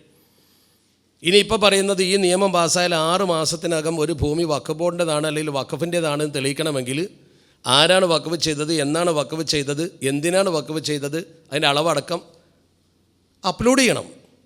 അത് അപ്ലോഡ് ചെയ്തെങ്കിൽ മാത്രമേ അത് വഖഫ് സ്വത്തായിട്ട് കണക്കാക്കാൻ പറ്റൂ. അപ്പോൾ ഇങ്ങനെയുള്ളൊരു ഭൂമി പഴയ മദ്രാസ് ഗവൺമെൻറ് രേഖ അനുസരിച്ചുകൊണ്ട് മദ്രാസിൻ്റെ സർവേ ഉണ്ടായിരുന്നു. ആ സർവേ റിപ്പോർട്ട് വഖഫ് ബോർഡിൻ്റെ സർവേ നടത്തിയിട്ട് അത് ശരിക്കും രേഖപ്പെടുത്തി വെച്ചിട്ട് അതിനി പറ്റില്ല. കാരണം അടിയാധാരമില്ല, ആധാരമില്ലാത്തൊരു സ്ഥലമാണെങ്കിൽ അത് വഖഫ് സ്വത്തല്ല. കലക്ടർ അവിടെ കൊണ്ടുവന്നിട്ട്, കലക്ടർക്കാ പൂർണ്ണാധികാരം, അതിൻ്റെ പൂർണ്ണാധികാരം കലക്ടർക്കാണ്. വഖഫ് സർവേ നടത്തുന്ന സർവേർക്കല്ല, വഖഫിൻ്റെ CEOക്കല്ല, ബോർഡിനല്ല, കലക്ടർക്കാണ്. അപ്പോൾ റവന്യൂ ഡിപ്പാർട്ട്മെൻറ്റ് അവിടെ കൊണ്ടുവന്ന് ഗവൺമെൻറ് ഭൂമിയാണ് എന്ന് ബോർഡ് വെച്ചാൽ സ്വാഭാവികമായും അവിടെ ഇനി നാളെ മറവ് ചെയ്യാൻ പറ്റില്ല. നമ്മുടെ പല മക്ബറുകളിലും ഇനി മറവ് ചെയ്യാൻ പറ്റില്ല. എന്തിനാണ് ഇങ്ങനെ നിയമം കൊണ്ടുവരേണ്ട ആവശ്യം? വഖഫ് ഭൂമി സംരക്ഷിക്കാനാണെന്ന് പറയുന്നു. 100% തെറ്റല്ലേ അത്? വഖഫ് ഭൂമി സംരക്ഷിക്കാൻ ഇന്ത്യയിൽ ഇന്ന് മതിയായ നിയമമുണ്ട്. പഴയ UPA ഗവൺമെൻറ് ഉണ്ടാക്കി വെച്ച് ഒന്നുകൂടി പുതുക്കി ഭംഗിയാക്കി വെച്ചിട്ടുണ്ട്. കോൺഗ്രസ് ഗവൺമെൻറ് കൊണ്ടുവന്ന നിയമം തന്നെ മതിയല്ലോ. അവർ ഭരിച്ച സമയത്ത് കൃത്യമായി അതിനുള്ള നിയമം. ഇപ്പോൾ ഉദാഹരണമായിട്ട് നിങ്ങളുടെ കയ്യിലൊക്കെ നെറ്റ് ഉണ്ടാവും. നിങ്ങളിപ്പോൾ ഏത് മഹല്ല്, ചീക്കോട് മഹല്ലുകാരാണെങ്കിലും അല്ല, ഏത് മഹലിലാണ് നിങ്ങളുടെ പഞ്ചായത്തിലെ ഏത് മഹലിലാണ് നിങ്ങൾ ജീവിക്കുന്നതെങ്കിലും നിങ്ങളുടെ കയ്യിൽ നെറ്റ് ഉണ്ടെങ്കിൽ ഈ ക്ലാസ് കഴിഞ്ഞിട്ട് ഒഴിവുള്ള സമയത്ത് നിങ്ങൾ വഖഫ് മാനേജ്മെൻറ്റ് സിസ്റ്റം ഓഫ് ഇന്ത്യ എന്ന് പറയുന്നൊരു സൈറ്റ് ഉണ്ട്. വംശി എന്നതിന് പറയാം. Vamshi, WAMSI, Waqf management system of India. അതിലൊന്ന് അടിച്ചാൽ നിങ്ങൾക്ക് ഇന്ത്യയിലെ മുഴുവൻ മൊത്തം വഖഫ് സ്വത്തിൻ്റെ ഒരു പോർട്ടലാണ്. അതിൽ കേരള കിട്ടും. സ്റ്റേറ്റ് വൈഡ് എടുത്താൽ കേരള കിട്ടും. കേരള ക്ലിക്ക് ചെയ്താൽ നിങ്ങൾക്ക് മലപ്പുറം ജില്ല കിട്ടും. മലപ്പുറം ജില്ലയിൽ നിങ്ങളെ വില്ലേജ് കിട്ടും. ആ വില്ലേജ് എടുത്ത് നോക്കിയാൽ നിങ്ങളുടെ മഹല്ല് ജുമഅത്ത് പള്ളിയുടെ വഖഫ് സ്വത്ത് എത്രയുണ്ട്, ഏതൊക്കെയുണ്ട്, അതിൻ്റെ അളവ് കൃത്യമായിട്ട് നിങ്ങളെ കയ്യിൽ പോർട്ടൽ കിട്ടും. നിങ്ങൾക്ക് കിട്ടും. ഒരുപക്ഷെ ഈ ഇരിക്കുന്ന ആളുകൾക്ക് പോലും നമ്മുടെ പള്ളിക്ക് എത്ര വഖഫ് സ്വത്ത് ഉണ്ടെന്ന് അറിഞ്ഞോളുന്നില്ല. പക്ഷെ നിങ്ങളുടെ കയ്യിലുള്ള ഈ സൈറ്റിൽ അതുണ്ട്. വല്ല കെട്ടിടങ്ങളും നിങ്ങൾക്കുണ്ടെങ്കിൽ വാടക കൊടുക്കുന്ന കെട്ടിടം അതിൻ്റെ ഫോട്ടോ ഉണ്ടാവും. ആ അപ്ലോഡ് ചെയ്യപ്പെട്ടിട്ടുണ്ട് നേരത്തെ. ഒക്കെ കറക്റ്റാണ്. എന്നിട്ട് പിന്നെ പുതിയൊരു നിയമം കൊണ്ടുവരുന്നത് എന്തിനാ? അത് സമൂഹത്തിൽ നിന്ന് ഈ അധികാരം എടുത്തു നീക്കാൻ വേണ്ടി മാത്രമാണ്. മാത്രമല്ല, ഒരു മനുഷ്യന് വഖഫ് ചെയ്യണമെങ്കിൽ മുസ്ലിമായി 5 കൊല്ലം കഴിയണമെന്ന് പറഞ്ഞാൽ എന്താ അതിൻ്റെ അർത്ഥം? നേരത്തെ ഹിന്ദുവായൊരു മനുഷ്യന് വഖഫ് ചെയ്യാമായിരുന്നു. ഹിന്ദുക്കൾ വഖഫ് ചെയ്ത് എത്ര സ്വത്തുണ്ട്? രാജാക്കന്മാർ എത്രയോ സ്വത്ത് നമുക്ക് തന്നിട്ടുണ്ടല്ലോ. അതുപോലെ ഒരുപാട് പള്ളികളുണ്ട്, മദ്രസകളുണ്ട്. ഇപ്പോൾ ഈ വെന്നിയൂർ എന്ന് പറയുന്ന സ്ഥലത്തൊരു മദ്രസയുണ്ട്. ആ സ്ഥലം കൊടുത്തൊരു പാറക്കുട്ടിയമ്മയാണ്. അതിൻ്റെ ആധാരം സമസ്യയുടെ ഓഫീസിലുണ്ട്. ഒരു ഹിന്ദുവായ അമ്മ കൊടുത്തതാണ്. അങ്ങനെ അങ്ങോട്ടും ഇങ്ങോട്ടും കൊടുക്കലും കൊള്ളലൊക്കെ ഉണ്ടല്ലോ. അത് ഞാൻ പറഞ്ഞു വന്ന വിഷയം അതല്ല. ഇപ്പം ഞാൻ ആ വഖഫിൻ്റെ വിഷയമല്ല സംസാരിക്കുന്നത്. ഇതിൻ്റെ ഗൗരവം, ഇന്നലെ നിങ്ങൾ മറവ് ചെയ്തിരുന്ന സ്ഥലം ഒരു പക്ഷേ ഇനി നിങ്ങൾക്ക് മറവ് ചെയ്യാൻ പറ്റില്ല എന്ന ഒരവസ്ഥയിൽ ഗവൺമെൻറ് ഭൂമിയാണെന്നുള്ള ബോർഡ് വരുമ്പോഴേ നിങ്ങൾ മനസ്സിലാക്കുള്ളൂ. അപ്പോൾ മതത്തിലേക്ക് രാഷ്ട്രീയം കയറി വന്നു. എങ്ങനെ ഇതിനെ ചെറുക്കുക? ഇതിനെ എങ്ങനെ നമുക്ക് ചെറുക്കാൻ പറ്റും? ഈ ഹാളിൽ നമ്മൾ സംസാരിച്ചിട്ട് കാര്യമുണ്ടോ? നമ്മൾ കവലപ്രസംഗം നടത്തിയിട്ട് കാര്യമുണ്ടോ? അത് പരിശോധിക്കുന്നത് ജോയിൻറ്റ് പാർലമെൻ്ററി കമ്മിറ്റിയാണ്. രാഷ്ട്രീയമാണ് ഇടപെടുന്നത്. അത് joint parliamentary committee. BJP government അധികാരത്തിൽ വന്നതിന് ശേഷം ഒരു കാര്യവും JPCക്ക് വിട്ടിട്ടില്ല. ചരിത്രത്തിൽ ആദ്യമായിട്ടാണ്. അവരോട് ഭരിക്കാൻ തുടങ്ങിയിട്ട് കുറച്ചായല്ലോ. ഈ ഗവൺമെൻറ് അഥവാ മോഡി ഗവൺമെൻറ് ആദ്യമായിട്ടാണ് ഒരു ബില്ല് JPCക്ക് വിട്ടത്. എന്തുകൊണ്ട് വിട്ടു? അതിശക്തമായി പാർലമെൻറ്റിൽ ശബ്ദം മുഴക്കിയതുകൊണ്ടാണ്. നമ്മൾ കവലയിൽ പ്രസംഗിച്ചുകൊണ്ടൊന്നുമല്ല. നമ്മളൊരു പ്രതിഷേധ റാലി പോലും നടത്തിയിട്ടില്ല എവിടെയും. വഖഫ് ബില്ല് പാർലമെൻറ്റിൽ അവതരിപ്പിച്ചിട്ട് എവിടെയും ഒരു പ്രതിഷേധ റാലി പോലും നടത്തിയിട്ടില്ല എന്ന് പറഞ്ഞാൽ തെറ്റാന്നല്ല ഞാൻ പറയുന്നതിൻ്റെ സമയമാകുന്നു, അത് വേറെ കാര്യം. പക്ഷേ അതിൻ്റെ മുമ്പ് തന്നെ അത് ജോയിൻറ്റ് പാർലമെൻ്ററി കമ്മിറ്റിക്ക് വിട്ടു. എന്തുകൊണ്ട്? പാർലമെൻറ്റിൽ ശബ്ദിച്ചതുകൊണ്ട്. മതപരമായ നമ്മുടെ അവകാശത്തെ എടുത്തു നീക്കാൻ രാഷ്ട്രീയം കൊണ്ടാണ് കളിക്കുന്നത്. ആ രാഷ്ട്രീയം കൊണ്ട് കളിക്കുമ്പോൾ നമ്മൾ ഇബാദത്തിൽ മുഴുകിയിരുന്നുകൊണ്ട് മാത്രം കാര്യം ഉണ്ടാവില്ല. തെറ്റിദ്ധരിക്കരുത്, ദുർവ്യാഖ്യാനം ചെയ്യരുത്. പടച്ചവനോട് പ്രാർത്ഥിച്ചാൽ ഗുണമുണ്ടാവും, അത് ശരി തന്നെയാണ്. അതിന് തർക്കമൊന്നുമില്ല. അതിന് പാർലമെൻറ്റിൽ തന്നെ എതിർക്കണം. അതിനെ എതിർക്കാൻ വേണ്ടി അള്ളാഹുവിൻ്റെ അനുഗ്രഹത്താൽ 5 മുസ്ലിം MP-മാർ മുസ്ലിം ലീഗിൽ നിന്ന് ശക്തമായിട്ട് അവിടെയുണ്ട്. അത് നമ്മുടെ രാഷ്ട്രീയമായ കരുത്തിൻ്റെ പിൻബലം തന്നെയാണെന്ന് മനസ്സിലാക്കണം നിങ്ങൾ. പക്ഷേ JPC എടുത്തപ്പോൾ അതിൽ നിന്ന് ഒരാളെ പോലും മൂടിയെടുത്തില്ല. എന്താ കാരണം? നേരെ മറിച്ച് ഒരാൾ മാത്രമുള്ള അസദുദ്ദീൻ ഉവൈസി എടുത്തു. എന്താ കാര്യം? അവിടെ നമ്മൾ ചിന്തിക്കേണ്ടത് 5 പേരുള്ള മുസ്ലിം ലീഗിൽ നിന്ന് ഒരാളെയും എടുക്കാതെ ഒരു മെമ്പർ മാത്രമുള്ള അസദുദ്ദീൻ ഉവൈസി എന്തുകൊണ്ടെടുത്തു? അതിൻ്റെ പ്രധാനപ്പെട്ട കാരണം നമുക്ക് മനസ്സിലാവും. അയാൾ BJPയോട് അഡ്ജസ്റ്റ് ചെയ്യുന്ന ആളാണ്. 5 MP-മാരുള്ള ലീഗിൽ നിന്ന് ഒരാളെയും എടുക്കാതെ ഈ ഒരാൾ എടുക്കുമ്പോൾ മനസ്സിലാക്കണം, ഇന്ത്യൻ രാഷ്ട്രീയത്തിൽ സമൂഹത്തെ വഞ്ചിക്കുന്ന രാഷ്ട്രീയക്കാരനാണ് അയാൾ. നമ്മുടെ കുട്ടികൾക്ക് ചിലപ്പോൾ അയാളെ പ്രസംഗം കേൾക്കുമ്പോൾ കുറച്ച് ആവേശം ഉണ്ടാവും. അയാൾക്കെതിരെ ഒരു ഈടിയും വരില്ല.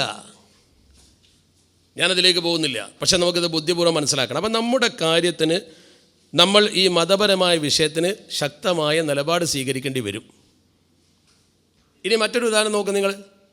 ഇപ്പോൾ കോവിഡ് വന്നപ്പോൾ മയ്യത്തുകൾ 10 അടി താഴ്ചയിൽ JCB ഉപയോഗപ്പെടുത്തി കുഴിച്ചിട്ട് മറവ് ചെയ്യാൻ ഉത്തരവിട്ടു. വേൾഡ് ഹെൽത്ത് ഓർഗനൈസേഷന് പോലും ഇല്ലാത്തൊരു നിയമ കേരള ഗവൺമെൻറ് കൊണ്ടുവന്നത്. പല സ്ഥലത്തും അങ്ങനെയില്ല. പക്ഷെ നമ്മളത് ബന്ധപ്പെട്ട് രാഷ്ട്രീയമായി തന്നെ ബന്ധപ്പെടേണ്ടവർ ബന്ധപ്പെട്ട് ശക്തമായ പ്രതിഷേധമുണ്ടായി. മയ്യത്ത് കാണാൻ പാടില്ല എന്ന അവസ്ഥയിൽ നിന്ന് മാറി, കുഴിയുടെ ആഴം കുറഞ്ഞു. ഒക്കെ കുറഞ്ഞത് എങ്ങനെയാണ്? ഇടപെടലുകൾ കൊണ്ടാണ്. അപ്പോൾ ഒരു സംഗതി രാജ്യത്ത് രാഷ്ട്രീയപരമായി നേരിടേണ്ടി വന്നാൽ രാഷ്ട്രീയമായി തന്നെ സംഘം ചേർന്ന് നിൽക്കേണ്ടി വരും. ഇപ്പോൾ ഇസ്ലാമിക ശരീഅത്തിനെ ചോദ്യം ചെയ്യുന്നൊരു അവസ്ഥ ഇനിയിപ്പോൾ അഥവാ ഏക യൂണിഫോം സിവിൽ കോഡ് വരുവാന്നിരിക്കുക, ഇനിയിപ്പോൾ അടുത്തതാ വരിക. ഈ വഖഫ് ബില്ല് അവർ വിജയിപ്പിച്ചെടുത്താൽ അടുത്ത ടെസ്റ്റ് യൂണിഫോം സിവിൽ കോഡ്, ഏക സിവിൽ കോഡായിരിക്കും. ഏക സിവിൽ കോഡ് വന്നാൽ മൊത്തം ബാധിക്കുമായി. ഏക സിവിൽ കോഡ് വന്നാൽ നമുക്കെന്താ ബാധിക്കാമെന്ന് ചോദിക്കുന്ന ആൾക്കാരുണ്ട്. അറിയാത്തതുകൊണ്ടാണ്. ആദ്യം ബാധിക്കുക എന്താണെന്നറിയോ? ഇപ്പോൾ തന്നെ ഈ ഭൂമിയിൽ മയ്യത്ത് വെക്കുന്നതിനെ എതിർക്കുന്നൊരു വലിയ വിഭാഗമുണ്ട്. മുസ്ലിങ്ങളും പിന്നോക്ക വിഭാഗത്തിൽപ്പെട്ട ആളുകളുമാണ് അങ്ങനെ ചെയ്യുക. സവർണ്ണ വിഭാഗം കത്തിച്ച് കളയലാണ്. നമുക്കാണെങ്കിൽ ഇത് പറ്റൂല. ആദ്യം വരുന്ന ഉത്തരവാദമായിരിക്കും, ഒരിക്കലും ഒരു മൃതദേഹം ഭൂമിയിൽ മറവ് ചെയ്യാൻ പാടില്ല, അത് പ്രകൃതിപരമായി ഒരുപാട് ബുദ്ധിമുട്ടുണ്ടാക്കും, അതുകൊണ്ട് ദഹിപ്പിച്ച് കളയണമെന്നായിരിക്കും. നമുക്ക് പറ്റുമോ? മതപരമായ വിഷയത്തിലേക്ക് രാഷ്ട്രീയ തീരുമാനം കയറി വരിക ചെയ്യുക. നമ്മൾ അടങ്ങിയിരുന്നാലും മതത്തിലേക്ക് രാഷ്ട്രീയം എങ്ങോട്ട് വരും?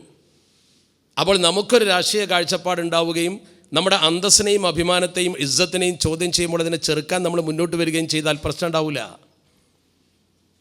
അതിന് നമുക്ക് ശക്തമായൊരു നിലപാട് സ്വീകരിക്കാൻ കഴിയണം. കാരണം നമ്മളിവിടെ ഒരു രാഷ്ട്രീയ നിലപാട് സ്വീകരിക്കുന്നത് എന്തിനാ? ഐഡൻറ്റിറ്റി ബേസ്ഡാണ്. പല പ്രശ്നം നമ്മളൊക്കെ എപ്പോഴും പറയാറുള്ളതും ചിന്തിക്കാറുള്ളതും നമ്മൾ നിലനിൽപ്പാണ്. നിലനിൽപ്പ് എന്ന് പറഞ്ഞാൽ എന്താ? നമുക്കിവിടെ സുഖമായിട്ട് ജീവിക്കാൻ കഴിയണം, അക്രമവും ബുദ്ധിമുട്ടും ഒന്നും ഉണ്ടാവാൻ പാടില്ല. ഇപ്പോൾ നോർത്ത് ഇന്ത്യയിലൊക്കെ ഒരുപാട് മുസ്ലിങ്ങൾക്ക് ബുദ്ധിമുട്ടുണ്ട്. അതുപോലെ ഒരുപാട് പ്രയാസങ്ങൾ അവർ അനുഭവിക്കുന്നുണ്ട്. പള്ളികൾ പൊളിക്കുന്നുണ്ട്, അവർക്ക് കച്ചവടം ചെയ്യാൻ അവസ്ഥയില്ലാതാക്കുന്നുണ്ട്, ഒരുപാട് പീഡനങ്ങൾ അവർക്കുണ്ട്. ഇതൊക്കെ ശരിയാണ്. അതൊക്കെ നമുക്ക് വേണമെങ്കിൽ വളരെ പെട്ടെന്ന് ഇല്ലായ്മ ചെയ്യാൻ കഴിയും. നമ്മുടെ ഭൗതികമായ പ്രശ്നങ്ങളെ നമുക്ക് വളരെ പെട്ടെന്ന് പരിഹരിക്കാൻ കഴിയും. നമുക്ക് അങ്ങനത്തെ ബുദ്ധിമുട്ടൊന്നും വരാതിരിക്കാൻ, ഇന്ത്യയിലെ മൊത്തം മുസ്ലിങ്ങൾക്ക് അങ്ങനത്തെ ബുദ്ധിമുട്ടൊന്നും വരാതിരിക്കാൻ, അഥവാ അസ്തിത്വ സംരക്ഷണം എളുപ്പത്തിൽ കഴിയും. വ്യക്തിത്വ സംരക്ഷണമാണ് പ്രയാസം. ഞാൻ പറഞ്ഞത് നിങ്ങൾക്ക് മനസ്സിലാവുണ്ടോ എന്ന് എനിക്കറിയില്ല. അസ്തിത്വ സംരക്ഷണം എന്ന് പറഞ്ഞാൽ നമുക്കൊരു പരിക്കേൽക്കാതെ ജീവിക്കല്ലേ വേണ്ടത്. അത് വളരെ പെട്ടെന്ന് കഴിയും. ഒരു ഉദാഹരണം ഞാൻ പറയാം. ഇപ്പം നമ്മളെല്ലാവരും കൂടി ഇന്ത്യ മഹാരാജ്യത്ത് ഇന്ത്യ ഭരിക്കുന്ന BJPയെ പിന്തുണക്കാനും നമ്മളൊക്കെ BJPക്കാരാകാനും തീരുമാനിച്ചാൽ നമുക്ക് എന്ത് കുഴപ്പമാണ് നാളുണ്ടാവുക? ഒരു ബുദ്ധിമുട്ടുണ്ടാവില്ല. അത് നമ്മളെ പരിഗണിക്കും. എല്ലാവർക്കും കൂടി അബ്ദുള്ള കുട്ടിയായാൽ മതിയല്ലോ. അബ്ദുള്ള കുട്ടി ഇപ്പോൾ അവരുടെ തെറ്റിലാണ്, അത് വേറെ കാര്യം. ഞാൻ പറയുന്നത് നമ്മളെല്ലാവരും കൂടി ഭരിക്കുന്ന പാർട്ടിയെ പിന്തുണക്കാൻ തീരുമാനിച്ചാൽ പ്രശ്നമൊന്നും ഉണ്ടാവില്ല. പക്ഷേ ഐഡൻറ്റിറ്റി പോകും. അപ്പോൾ ഐഡൻറ്റിറ്റി നിലനിർത്തിക്കൊണ്ട്, ഐഡൻറ്റിറ്റി ബേസ് ചെയ്തുകൊണ്ട് വേണം നമുക്കിവിടെ നിലനിൽക്കാൻ. എന്ന് പറഞ്ഞാൽ മുസ്ലിം ഇസ്സത്തോടെ നിലനിൽക്കണം. ഹോണറബിൾ എസൻസസ് എന്ന് തന്നെ പറയാം. കൈതമലത്ത് പറഞ്ഞ വാക്ക. നമുക്കിവിടെ നിലനിന്നാൽ പോരാ, നമ്മുടെ അന്തസ്സിൽ നിലനിൽക്കണം. അപ്പം നമ്മുടെ ശരീഅത്ത് ഇവിടെ നിലനിൽക്കണം, നമ്മുടെ സംസ്കാരം ഇവിടെ നിലനിൽക്കണം. നമ്മുടെ ഈ വേഷത്തോടു കൂടി തന്നെ നമുക്ക് രാജ്യത്ത് മുന്നോട്ട് പോകാൻ കഴിയണം. നമ്മളെ പ്രാന്തവൽക്കരിക്കാൻ പാടില്ല. ആ ഒരവസ്ഥയിലേക്ക് നമ്മുടെ രാജ്യത്തെ മുസ്ലിം സമൂഹത്തെ ഉയർത്തിക്കൊണ്ടുവരിക എന്നതാണ് ഈ മുസ്ലിം രാഷ്ട്രീയത്തിൻ്റെ ഏറ്റവും പ്രധാനപ്പെട്ട ദൗത്യം. അത് നിർവഹിച്ചിട്ടുണ്ടോ ഇല്ലേ എന്ന് നിങ്ങൾ നോക്ക്. അത് നിർവഹിച്ച രീതിശാസ്ത്രം നോക്ക് നിങ്ങൾ. ഒരു അമുസ്ലിമിനെയും വേദനിപ്പിച്ചുകൊണ്ടല്ല നമ്മൾ ഈ ഇസ്സത്ത് നേടിയെടുത്തത്. ഒരു അമുസ്ലിമിനും പ്രയാസമുണ്ടാകുന്ന മാർഗം സ്വീകരിച്ചുകൊണ്ടല്ല മുസ്ലിം ലീഗ് ഇവിടെ എത്തിയത്. എല്ലാ വിഭാഗത്തെയും ചേർത്ത് പിടിച്ചുകൊണ്ട് ഇപ്പോൾ നമ്മുടെ കൂട്ടത്തിലും അമുസ്ലിങ്ങളുണ്ടാവും. ഒരു പ്രയാസം നമുക്കില്ല. എന്താ കാരണം? സഹകരിക്കാം, ഒരുമിച്ച് നിൽക്കാം. കൊമ്പ് കോർക്കേണ്ട ഒരു കാര്യമല്ല. ഒരു ജനാധിപത്യ രാജ്യത്ത് ജീവിക്കുന്ന ജനസമൂഹം എല്ലാവരോടും സഹകരിച്ച് തന്നെയാണ് മുന്നോട്ട് പോകേണ്ടത്. പൊതുസമൂഹത്തിൽ ജീവിക്കേണ്ടത് എങ്ങനെയെന്ന് ഇസ്ലാം പഠിപ്പിച്ചിട്ടുണ്ട്. നമുക്കെല്ലാ വിഭാഗത്തോടുമുള്ള ജീവിത രീതി എത്രത്തോളം എന്ന് ചോദിച്ചാൽ, നമ്മൾ ഒരു കരാർ വ്യവസ്ഥ പോലും ഉണ്ടാക്കുമ്പോൾ അവൻ അന്യജാതിക്കാരനാണ് എന്നുള്ള കാഴ്ചപ്പാടുണ്ടാകാൻ പാടില്ല. ഇസ്ലാമിൻ്റെ ഒരു സവിശേഷതയാണ്. അതാണ് ഇസ്ലാമിൻ്റെ ഏറ്റവും വലിയ പ്രത്യേകത. ഉദാഹരണം, ബദർ ഇസ്ലാമിൻ്റെ ഏറ്റവും കഠിനമായൊരു യുദ്ധമാണ്, ആദ്യത്തെ യുദ്ധമാണ്. ബദർ യുദ്ധത്തിൻ്റെ പ്രാധാന്യം എന്താണെന്ന് ചോദിച്ചാൽ, 13 കൊല്ലക്കാലം മുസ്ലിങ്ങൾ സഹിച്ച പ്രയാസങ്ങളും ബുദ്ധിമുട്ടുകളും അവർ വളരെ പ്രയാസത്തോടു കൂടി സഹിച്ചിട്ട് തിരിച്ചവർക്കൊരു പ്രതിരോധം തീർക്കാൻ അവസരം അല്ലാഹു കൊടുത്തത്. ഉദിനലില്ലദീന യുഖാത്തലൂന ബി അന്നഹും ദുലിമൂ എന്നൊക്കെ ഖുർആൻ പറഞ്ഞിട്ടുണ്ട്. ആ ഒരു പ്രതിസന്ധി ഘട്ടത്തിൽ മുസ്ലിങ്ങൾ അതിനെ പ്രതിരോധിക്കാൻ വേണ്ടി ആദ്യമായിട്ടൊരു സായുധ സമരത്തിന് വരികയാണ്. ഫസ്റ്റ് സമരമാണ്. അതിന് മുമ്പ് അങ്ങനെ ഒരു സമരം ചെറുതൊക്കെ ഉണ്ടായിട്ടുണ്ടെങ്കിലും അങ്ങനത്തെ ഒരു കൃത്യമായ യുദ്ധം ഉണ്ടായിട്ടില്ല. ആ യുദ്ധത്തിൽ പങ്കെടുക്കാൻ സ്വഹാബത്തിനൊക്കെ അമിത താല്പര്യമാണ്, ഭയങ്കര താല്പര്യം. ബദറിൽ പങ്കെടുക്കുക എന്ന് പറഞ്ഞാൽ അവർക്ക് വലിയ ആവേശമാണ്. ഇതുവരെ അടിച്ചമർത്തപ്പെട്ടവർക്കെതിരെ ഒരു പ്രതിരോധം തീർക്കാൻ അവർ വളരെ താല്പര്യത്തോടെ നിൽക്കുന്ന സമയത്ത് ചരിത്രത്തിൽ വ്യക്തമായി പറയുന്നുണ്ട്, ഹുദൈഫത്തുൽ യമാൻ റളിയല്ലാഹു തആല നിങ്ങൾ കേട്ടിട്ടുണ്ടാവും ചരിത്രത്തിൽ. അദ്ദേഹത്തെക്കുറിച്ച് ഒരുപാട് പറയേണ്ടത് വേറെ കാര്യം. ഹുദൈഫ റളിയല്ലാഹു തആല പിതാവ് യമാൻ, ഇവർ രണ്ടുപേരും അന്ന് മക്കയിൽപ്പെട്ടു. മക്കയിൽപ്പെട്ടപ്പോൾ ശത്രുക്കൾ അവരെ പിടിച്ചു വെച്ചു. അവർ പ്രത്യേക കാര്യത്തിന് വേണ്ടി മക്കയിൽ പോയതാണ്. ആ സമയത്താണ് ഈ ബദർ യുദ്ധത്തിൻ്റെ ആരംഭം വരുന്നത്. അവരെ മദീനയിൽ ശത്രുക്കൾ തടഞ്ഞു വെച്ചു. താരീഖിൽ ഈ സംഭവം വ്യക്തമായി പറയുന്നുണ്ട്. അവരെ അവിടെ പിടിച്ചു വെച്ച സന്ദർഭത്തിൽ അവരുടെ മനസ്സിൽ വല്ലാത്ത ആഗ്രഹം, എല്ലാ സ്വഹാബത്തിനെയും പോലെ യുദ്ധത്തിനെത്തണം, ആ യുദ്ധത്തിൽ പ്രവാചകരെ സഹായിക്കണം, ബദറിൽ പങ്കെടുക്കണം, അതിൻ്റെ പവിത്രത നേടണം. വലിയ ആഗ്രഹമല്ലേ? ഏതൊരു വ്യക്തിക്കും അതുണ്ടാവും. നമ്മൾ തന്നെ അതിനെക്കുറിച്ച് ചിന്തിച്ചാൽ നമുക്ക് മനസ്സിലാവും അത് ഒരു ഇസ്ലാമിൻ്റെ പ്രഥമ ധർമ്മ സമരമാണ്. അങ്ങനെ അവർ ഈ ഖുറൈശികളോട് പറഞ്ഞു, ഞങ്ങളെ വിട്ടു തരണം, എന്ത് വേണമെങ്കിലും ഞങ്ങൾ തരാമെന്ന് പറഞ്ഞു. ഇവരാണെങ്കിലോ എന്തു കൊടുത്താലും വിടാൻ തയ്യാറല്ല. പണം കൊടുത്താലും എന്തു കൊടുത്താലും ശരി ഇവർ വിടൂല. അവസാനം ഇവർ ചോദിച്ചു, എന്താ നിങ്ങളെ പ്രശ്നം എന്ന് ചോദിച്ചു. അപ്പോൾ അവർ പറഞ്ഞു, നിങ്ങളെ വിട്ടാൽ നിങ്ങൾ മദീനയിൽ ചെന്ന് മുഹമ്മദ് നബിയെ സഹായിക്കും, യുദ്ധത്തിൽ അദ്ദേഹത്തെ സഹായിക്കും, ഞങ്ങൾക്കെതിരാണത്.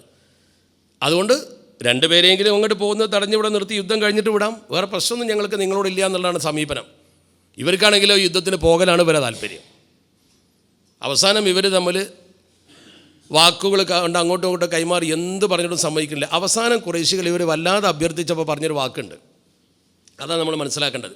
ഖുറൈശികൾ പറഞ്ഞു, നിങ്ങൾ അവിടെ മദീനയിൽ ചെന്നിട്ട് ഈ യുദ്ധത്തിൽ മുഹമ്മദ് നബിയെ സഹായിക്കുകയില്ല, യുദ്ധത്തിന് ഇറങ്ങുകയില്ല എന്ന് സത്യം ചെയ്ത് പറയുകയാണെങ്കിൽ നിങ്ങളെ വിടാമെന്ന് പറഞ്ഞു.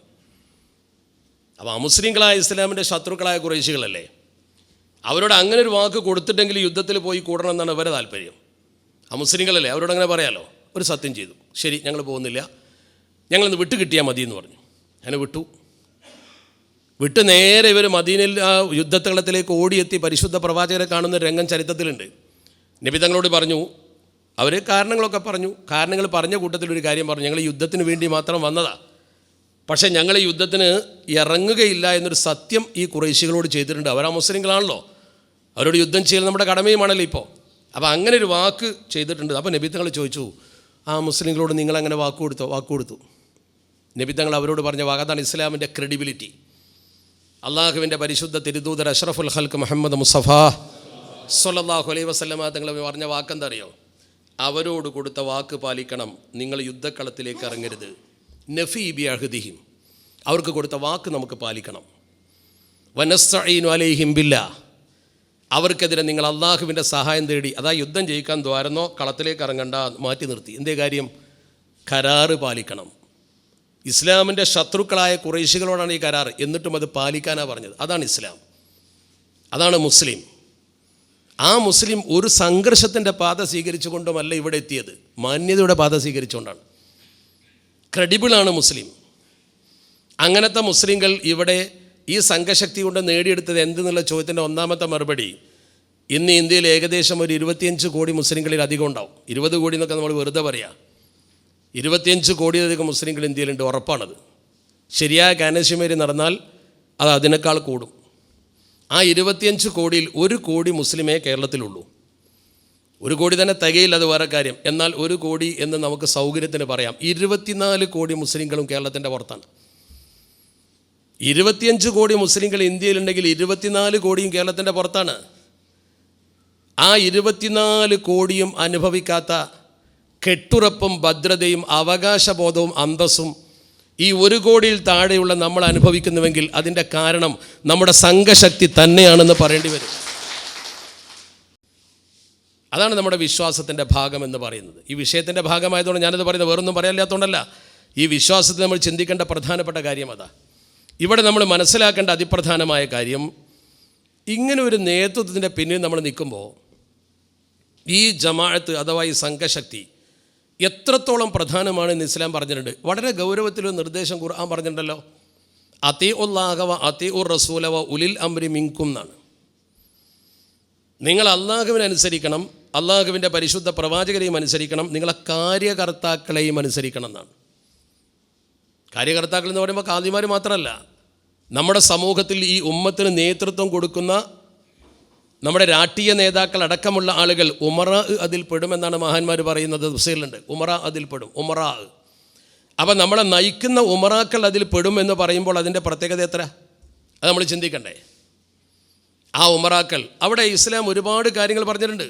നമ്മളിങ്ങനെ ഒരുമിച്ച് നിൽക്കുന്ന ഒരു സംഘമായി നിൽക്കുമ്പോൾ ഇതിൻ്റെ ഇടയ്ക്കൊരു ഭിന്നിപ്പുണ്ടാക്കാൻ വേണ്ടി ആരെങ്കിലും വരികയാണെങ്കിൽ എത്ര ഗൗരവത്തോടു കൂടിയാണ് അവരെ ഇസ്ലാം കാണുന്നത്. നബി സല്ലല്ലാഹു അലൈഹി വസല്ലമ തങ്ങൾ പറയുന്നു, മൻ അതാക്കും, നിങ്ങളെ കൂട്ടത്തിലേക്ക് ഒരാൾ വന്നു, അല്ലെങ്കിൽ നിങ്ങളിൽ ഒരാൾ ഇങ്ങനെ ചെയ്തു. എങ്ങനെ? വ അമ്രുക്കും ജമീഉൻ അലാ റജുലിൻ വാഹിദിൻ, ഒരു നേതാവിൻ്റെ കീഴിൽ നിങ്ങൾ സംഘമായി ഒരുമിച്ച് നിൽക്കുന്ന സന്ദർഭത്തിൽ, ആ ഹദീസിൻ്റെ പശ്ചാത്തലം മനസ്സിലാക്കണം. ഒരു നേതാവിൻ്റെ കീഴിൽ നിങ്ങൾ സംഘമായി നിൽക്കുന്ന പശ്ചാത്തലത്തിൽ ഒരാൾ നിങ്ങൾക്കിടയിലേക്ക് വന്നു, യുരീദു അൻ യശുക്ക അസ്വാക്കും, നിങ്ങളുടെ ഐക്യം പിളർക്കാൻ വേണ്ടി, ചീന്താൻ വേണ്ടി. നിങ്ങളുടെ വടി ചീന്തുക എന്ന് പറഞ്ഞാൽ നിങ്ങളുടെ ആ ഒരുമയുടെ ആ വലിയ പാശത്തെ ഭിന്നമാക്കാൻ അല്ലെങ്കിൽ ഛിന്ന ഭിന്നമാക്കാൻ ഒരാൾ വന്നാൽ, ഔ യുഫർരിക ജമാഅത്തക്കും, ഒന്നുകൂടി വിശദീകരിച്ച ഹദീസ് തന്നെ പറഞ്ഞു, നിങ്ങളുടെ സംഘത്തെ പിളർക്കാൻ വേണ്ടി ഒരാൾ വന്നാൽ, ഇതിൻ്റെ ഇടയ്ക്ക് കയറിയിട്ട് ഭിന്നത ഉണ്ടാക്കാൻ, തമ്മിലടിപ്പിക്കാൻ, നമ്മളെ അകറ്റാൻ ആരെങ്കിലും വന്നാൽ ഫഖ്തുലൂഹു. എന്താ അതിൻ്റെ അർത്ഥം? ഇസ്ലാമിക രാജ്യത്തെ നടക്കുള്ളൂ, ജനാധിപത്യ രാജ്യത്തെ പറ്റില്ല, അവനെ നിങ്ങൾ വധിച്ചു കളയണം. അഷ്റഫുൽ ഖൽക്ക് മുഹമ്മദ് മുസ്തഫ സല്ലല്ലാഹു അലൈഹി വസല്ലം. ഒരാളെ വധിക്കുക എന്നൊക്കെ പറഞ്ഞാൽ എത്ര വലിയ ഗൗരവമുള്ള കാര്യമാണത്. നബിതങ്ങൾ ഒരു ഉറുമ്പിനെ പോലും വേദനിപ്പിക്കാൻ പാടില്ല എന്ന് പഠിപ്പിച്ച പ്രവാചകരാണ്. ഒരു ഉറുമ്പിനെ പോലും വേദനിപ്പിക്കരുത് എന്ന് പറഞ്ഞ് സമാധാനം മാത്രം പറഞ്ഞ് സൗഹൃദം മാത്രം പറഞ്ഞ പരിശുദ്ധ പ്രവാചകർ, ജീവികളോട് പോലും കരുണ കാണിച്ച നബിതങ്ങൾ. ആ നബിതങ്ങളാണ് പറഞ്ഞത് ഫഖ്തുലൂഹു. ഒന്നുകൂടി വിശദീകരിച്ചുകൊണ്ട് മറ്റൊരിക്കൽ നബിതങ്ങൾ പറഞ്ഞു, മൻ അറാദ അൻ യുഫരിക അംറ ഹാദിഹിൽ ഉമ്മ, ഈ ഉമ്മത്ത് ഒരുമിച്ച് നിൽക്കുന്ന ഒരു സന്ദർഭത്തിൽ ഇതിൽ പിളർപ്പുണ്ടാക്കാൻ ആര് ശ്രമിച്ചാലും ശരി, വഹിയ ജമീഉൻ, ഈ ഉമ്മത്ത് ഒന്നിച്ച് നിൽക്കുമ്പോൾ, ഈ ഉമ്മത്ത് ഒന്നിച്ച് നിൽക്കുമ്പോൾ അതിൽ ഭിന്നിപ്പുണ്ടാക്കാൻ ആരെങ്കിലും വന്നാൽ ഫദ്രിബൂഹു ബിസൈഫി, അവനെ വാളുകൊണ്ട് കൈകാര്യം ചെയ്യണം. കാഇനം മൻ കാൻ, അവൻ ആരാണെങ്കിലും ശരി. ഇവിടെ പറ്റില്ല, നിയമം കയ്യിലെടുക്കാൻ പാടില്ല. ജനാധിപത്യ രാജ്യത്ത് ഭരണകൂടം നടപ്പാക്കേണ്ടതാണത്, ഭരണകൂടം നടപ്പാക്കേണ്ട കാര്യമാണത്. നമ്മൾ വ്യക്തികൾ നടപ്പാക്കേണ്ടതല്ല. കലാപത്തിന് ആഹ്വാനം ചെയ്തതല്ല ഇസ്ലാം. ഒരു സമൂഹത്തിൽ മാന്യമായൊരു ഭരണ സംവിധാനം നിലനിൽക്കുമ്പോൾ, അല്ലെങ്കിൽ ഒരു നേതാവിൻ്റെ പിന്നിൽ, ഇപ്പോൾ കണ്ടില്ലേ നമ്മളൊക്കെ പാണക്കാട് കുടുംബത്തിൻ്റെ പിന്നിൽ അടിയുറച്ച് നിൽക്കുന്ന ഒരു രാഷ്ട്രീയ നേതൃത്വം അംഗീകരിക്കുന്ന ആൾക്കാരാണ്. അതിനെ ഭിന്നമായി സമൂഹത്തിൽ ചിത്രീകരിക്കാൻ ആരെങ്കിലും മുന്നോട്ട് വന്നാൽ ഈ ഒരുമ നശിക്കുകയാണെന്ന ബോധത്തോടു കൂടിയാണ് അഷ്റഫുൽ ഖൽക്ക് മുഹമ്മദ് മുസ്തഫ സ്വല്ലല്ലാഹു അലൈഹി വസല്ലമ തങ്ങളത് പറയാൻ കാരണം. നബി തങ്ങൾ അങ്ങനെ പറയാൻ കാരണം അതാണ്. കാരണം ഒരുമ നശിച്ചാൽ സമൂഹത്തിന് ഒരുപാട് നാശങ്ങളും നട്ടങ്ങളും വരും. നമ്മുടെ നേതൃത്വത്തിൽ നിന്ന് പോലും നോക്ക് നിങ്ങൾ, മൻ റആ മിൻ അമീരിഹി ഷൈഅൻ യക്റഹുഹു, നമ്മളെ നയിക്കുന്ന നേതാവിൽ നിന്ന് നമുക്ക് എന്തെങ്കിലും ഉൾക്കൊള്ളാൻ കഴിയാത്തൊരു കാര്യം വന്നു എന്നിരിക്കുക. ചിലർക്ക് ചിലത് ഉൾക്കൊള്ളാൻ കഴിയും, ചിലർക്ക് ഉൾക്കൊള്ളാൻ കഴിയില്ല. അത് ശരിയായില്ല, തെറ്റായി എന്നൊക്കെ പറയുന്ന ആളുകളുണ്ടാവും. അങ്ങനെ ഒരു അനുഭവം നിങ്ങൾക്ക് വന്നാലും ശരി, ഫൽ യസ്ബിർ അലൈഹി, നിങ്ങൾ ക്ഷമിച്ച് നിൽക്കുകയാണ് വേണ്ടത്. അതിൻ്റെ പേരിൽ സംഘടനയിൽ കലാപം ഉണ്ടാക്കാൻ പാടില്ല. അതിൻ്റെ പേരിൽ കലാപം ഉണ്ടാക്കരുത്. നിങ്ങളത് ക്ഷമിച്ചു നിൽക്കണം എന്ന് പറഞ്ഞാൽ സഹനത്തോടത് ഉൾക്കൊണ്ടുകൊണ്ട് ഫഇന്നഹു മൻ ഫാറക്കൽ ജമാഅത, സംഘത്തെ തകർക്കാനും പൊളിക്കാനും ഒരാൾ ശ്രമിച്ച് ഇത് കാരണമാക്കിയാൽ ഫമാത ഇല്ലാ മാത മീതതൻ ജാഹിലിയ, അവൻ ജാഹിലിയ മരണം പ്രാപിക്കും എന്ന് പറഞ്ഞതിൻ്റെ ഗൗരവം എന്താ? അവൻ ഈമാൻ കിട്ടാതെ മരിച്ചു പോകുമെന്ന് അഷ്റഫുൽ ഖൽക്ക് മുഹമ്മദ് മുസ്തഫ സല്ലല്ലാഹു അലൈഹി വസല്ലം. വിശ്വാസം എന്നുള്ള ഭാഗം വെച്ചുകൊണ്ടാണ് ഞാൻ ഈ ഹദീത്ത് പറഞ്ഞത്. ഒരു സംഘത്തിൽ ഒരുമിച്ച് നിൽക്കുന്ന വലിയ വിഷയം തന്നെയാണ്. എന്നാൽ പിന്നെ നമുക്ക് അഭിപ്രായ വ്യത്യാസം ഉണ്ടാകുമ്പോൾ എന്താ ചെയ്യുക? അഭിപ്രായ വ്യത്യാസം ഉണ്ടാകുമ്പോൾ നമ്മൾ ചെയ്യേണ്ടത് എന്താണ്? നമ്മൾ ചെയ്യേണ്ടത് രഹസ്യമായി ആ കാര്യത്തെക്കുറിച്ച് ചർച്ച ചെയ്യണം. പരസ്യമായി പറയാൻ പാടില്ല. അതൊക്കെ ഇസ്ലാം വളരെ കൃത്യമായി പറഞ്ഞിട്ടുണ്ട്. എന്താ പറഞ്ഞത് ഇസ്ലാം? കൃത്യല്ലേ? ഏതൊരു വിഷയത്തെ നോക്കും നിങ്ങൾ, മൻ അറാദ അൻ യൻസ ലിദീ സുൽത്താനിൻ, നേതൃരംഗത്തിൽ നിൽക്കുന്ന അധികാരം കയ്യിൽ വെച്ചിരിക്കുന്ന സുൽത്താൻ എന്ന് അത്ര കണക്കാക്കിയാൽ മതി. ഇസ്ലാമിക രാജ്യത്തെ ഭരണാധികാരം ഒന്നും കണക്കാക്കണ്ട. നമ്മുടെ കാര്യങ്ങൾ കൈകാര്യം ചെയ്യുന്ന സൽത്തനത്ത് അഥവാ ഒരു സംഘത്തിൻ്റെ അധികാരം കൈവശമുള്ള ഒരാളിൽ കാണുന്ന വിഷയത്തെക്കുറിച്ച് നിങ്ങൾ അദ്ദേഹത്തോട് എന്തെങ്കിലും പറയാൻ ഉദ്ദേശിക്കുന്നുണ്ടെങ്കിൽ, നിങ്ങൾക്കത് ശരിയല്ല എന്ന് തോന്നുന്നുണ്ടെങ്കിൽ എന്ത് ചെയ്യണം? ഫലാ യുബ്ദുലഹു അലാനിയത്തൻ, പരസ്യമായിട്ട് ഇടപെടാൻ പാടില്ല. ആ അമീറിൻ്റെ വ്യക്തിത്വത്തെ നശിപ്പിക്കുന്ന തരത്തിൽ പരസ്യമായി ഇടപെടാൻ പാടില്ല. ഇപ്പം നിങ്ങളെ പഞ്ചായത്തിലെ പ്രസിഡൻ്റ് ആവട്ടെ, പഞ്ചായത്തിൻ്റെ നേതാവാകട്ടെ, നിങ്ങളെ പാർട്ടിയുടെ പഞ്ചായത്ത് പ്രസിഡൻ്റ് ആവട്ടെ, അയാളിൽ നിങ്ങൾക്ക് ഒരു അഭിപ്രായ വ്യത്യാസം വന്നാൽ പരസ്യമായി ഇടപെടലല്ല വേണ്ടത്. പിന്നെന്താണ് വേണ്ടത്? വളരെ കൃത്യമായി ഇസ്ലാം പറയുന്നുണ്ട്, വലാകിൻ ലഉഖദു ബിയദിഹി, അയാളെ കയ്യിന് പിടിച്ചോ, അയാളെ പോയിട്ട് കൈ പിടിക്കുക. അയാളെ കൈ പിടിച്ചിട്ട് നിങ്ങൾ അയാളെ മാറ്റി നിർത്തിയിട്ട് ഫയഹ്ലു ബിഹി എന്ന ഹദീത്ത്. എന്താ അതിൻ്റെ അർത്ഥം? മാറ്റി നിർത്തുക എന്നതിൻ്റെ അർത്ഥം. എങ്ങനെ? ഒറ്റക്കൊരു മൂലയെ കൊണ്ടുപോയിട്ടോ അല്ലെങ്കിൽ ഒറ്റയ്ക്ക് വീട്ടിൽ ചെന്നിട്ടോ അയാളെ കൈ പിടിച്ചിട്ട് അയാളോട് കാര്യങ്ങളൊക്കെ പറഞ്ഞു കൊടുക്കുക. നിങ്ങളാ ചെയ്ത സംഗതി അങ്ങനെ അല്ലല്ലോ വേണ്ടത്, ഇങ്ങനെയല്ല വേണ്ടത്, എൻ്റെ അഭിപ്രായം ഇങ്ങനെയാണ്, ആൾക്കാർ ഇങ്ങനെയാണ് പറയുന്നത് എന്ന് പറഞ്ഞ് ഒരു പ്രശ്നമായി അതിന് ആളുകളെ കൂട്ടിച്ചേർക്കുന്നതിന് പകരം ഒറ്റയ്ക്ക് ചെന്ന് നല്ല നിലക്ക് കാര്യങ്ങൾ ഉപദേശിച്ചു കൊടുക്കുക. ഫൈൻ കബില മിൻഹു, അതവൻ സ്വീകരിക്കണ ഫതാക്ക, നല്ല കാര്യമാണ്. വ ഇല്ല കാനകത് അദ്ദല്ലദി അലൈഹി, അത് സ്വീകരിക്കപ്പെട്ടില്ലെങ്കിൽ നമ്മളെ കടമ നമ്മൾ നിർവഹിച്ചു എന്നെങ്കിലും പടച്ച റബ്ബിനോട് പറയാൻ പറ്റും. അതിൻ്റെ പേരിൽ ഒരു പ്രശ്നമുണ്ടാക്കി ഉമ്മത്തിൻ്റെ ഐക്യം തകർക്കരുത്. അത്രമാത്രം ഐക്യത്തിന് പ്രാധാന്യമുണ്ട് എന്ന് പഠിപ്പിച്ച മതമാണ് അഷ്റഫുൽ ഖൽക്ക് മുഹമ്മദ് മുസ്തഫ സ്വല്ലല്ലാഹു അലൈഹി വസല്ലമ തങ്ങൾ നമ്മളെ പഠിപ്പിച്ചത്. അപ്പോൾ എന്ത് പ്രാധാന്യമുണ്ട് ഇതിന്? നമ്മുടെ സമൂഹത്തിലൊരു വിള്ളലില്ലാതെ നോക്കാനുള്ള ശ്രമമാണ് നമ്മൾ ശരിക്കും നടത്തുന്നത്. ഒരു വിള്ളലും ഈ സമൂഹത്തിൽ ഉണ്ടാകാൻ പാടില്ല, ഒരു വിള്ളലും ഉണ്ടാകാൻ പാടില്ല. ഇതൊക്കെ വിശദീകരിക്കുന്നിടത്ത് ഗ്രന്ഥങ്ങളിൽ പറയുന്നുണ്ട്, ലൈസ മിൻ മൻഹജി സലഫി അത്തശ്ഹീറു ബി ഉയൂബിൽ വുലാത്ത്. എന്താണ് ഇന്നിപ്പോൾ എന്തൊക്കെ നടക്കുന്നത് ഇവിടെ? ഈ പറഞ്ഞാൽ എന്താ? നമ്മുടെ പൂർവികന്മാരുടെ നടപടിക്രമത്തിൽ പെട്ടതല്ല നേതൃരംഗത്ത് നിൽക്കുന്നവർക്കെതിരെ വൃത്തികേട് പ്രചരിപ്പിക്കൽ. അങ്ങനെ തന്നെ പറഞ്ഞത്. ഇപ്പോൾ വാട്സപ്പിൽ എന്തൊക്കെ വരുന്നത്, ഇപ്പോൾ എന്തൊക്കെ എഴുതുന്നത്, എന്താ എഴുതിക്കൂടാത്തത്, എന്താ ഒരാൾക്ക് പറഞ്ഞുകൂടാത്തത്, എന്താ അതിൻ്റെ കുഴപ്പം? വദിക്റു ദാലിക അലൽ മനാബിർ, അത് കയറിയിട്ട് സ്റ്റേജമ്മ കയറി പറയലും പണ്ടില്ല, അത് പറയലില്ല. ലി അന്ന ദാലിക യുഫ്ളി ഇലാ അദമി സമഇ വത്വാഅതി. അങ്ങനെ നിങ്ങൾ തുടങ്ങിയാൽ അനുസരണ എന്ന് പറയുന്നൊരു സംഗതി സമൂഹത്തിൽ ഇല്ലാതായി പോകും. നേതാവ് ഉണ്ടാവില്ല, പിന്നെ അനുസരിക്കാൻ ആളുണ്ടാവില്ല, എല്ലാവരും കയറി പറയാൻ തുടങ്ങും, ഒരു വിഷയം തീർക്കാൻ ആളുണ്ടാവില്ല. അപ്പൂപ്പന്താടി പോലെ പറന്നു നടക്കുന്നൊരു കൂട്ടമായി നമ്മൾ മാറും. നോർത്ത് ഇന്ത്യയിലെ മുസ്ലിങ്ങൾക്ക് പറ്റിയ കുഴപ്പതാ. അവിടെ പണമുള്ളവരുണ്ട്, സൗകര്യമുള്ളവരുണ്ട്, എണ്ണ കൂടുതലുണ്ട് അവിടെ മുസ്ലിങ്ങൾ. ഒന്നും സംഭവിച്ചില്ല. എന്തേ കാര്യം? കാര്യം അത് തന്നെ.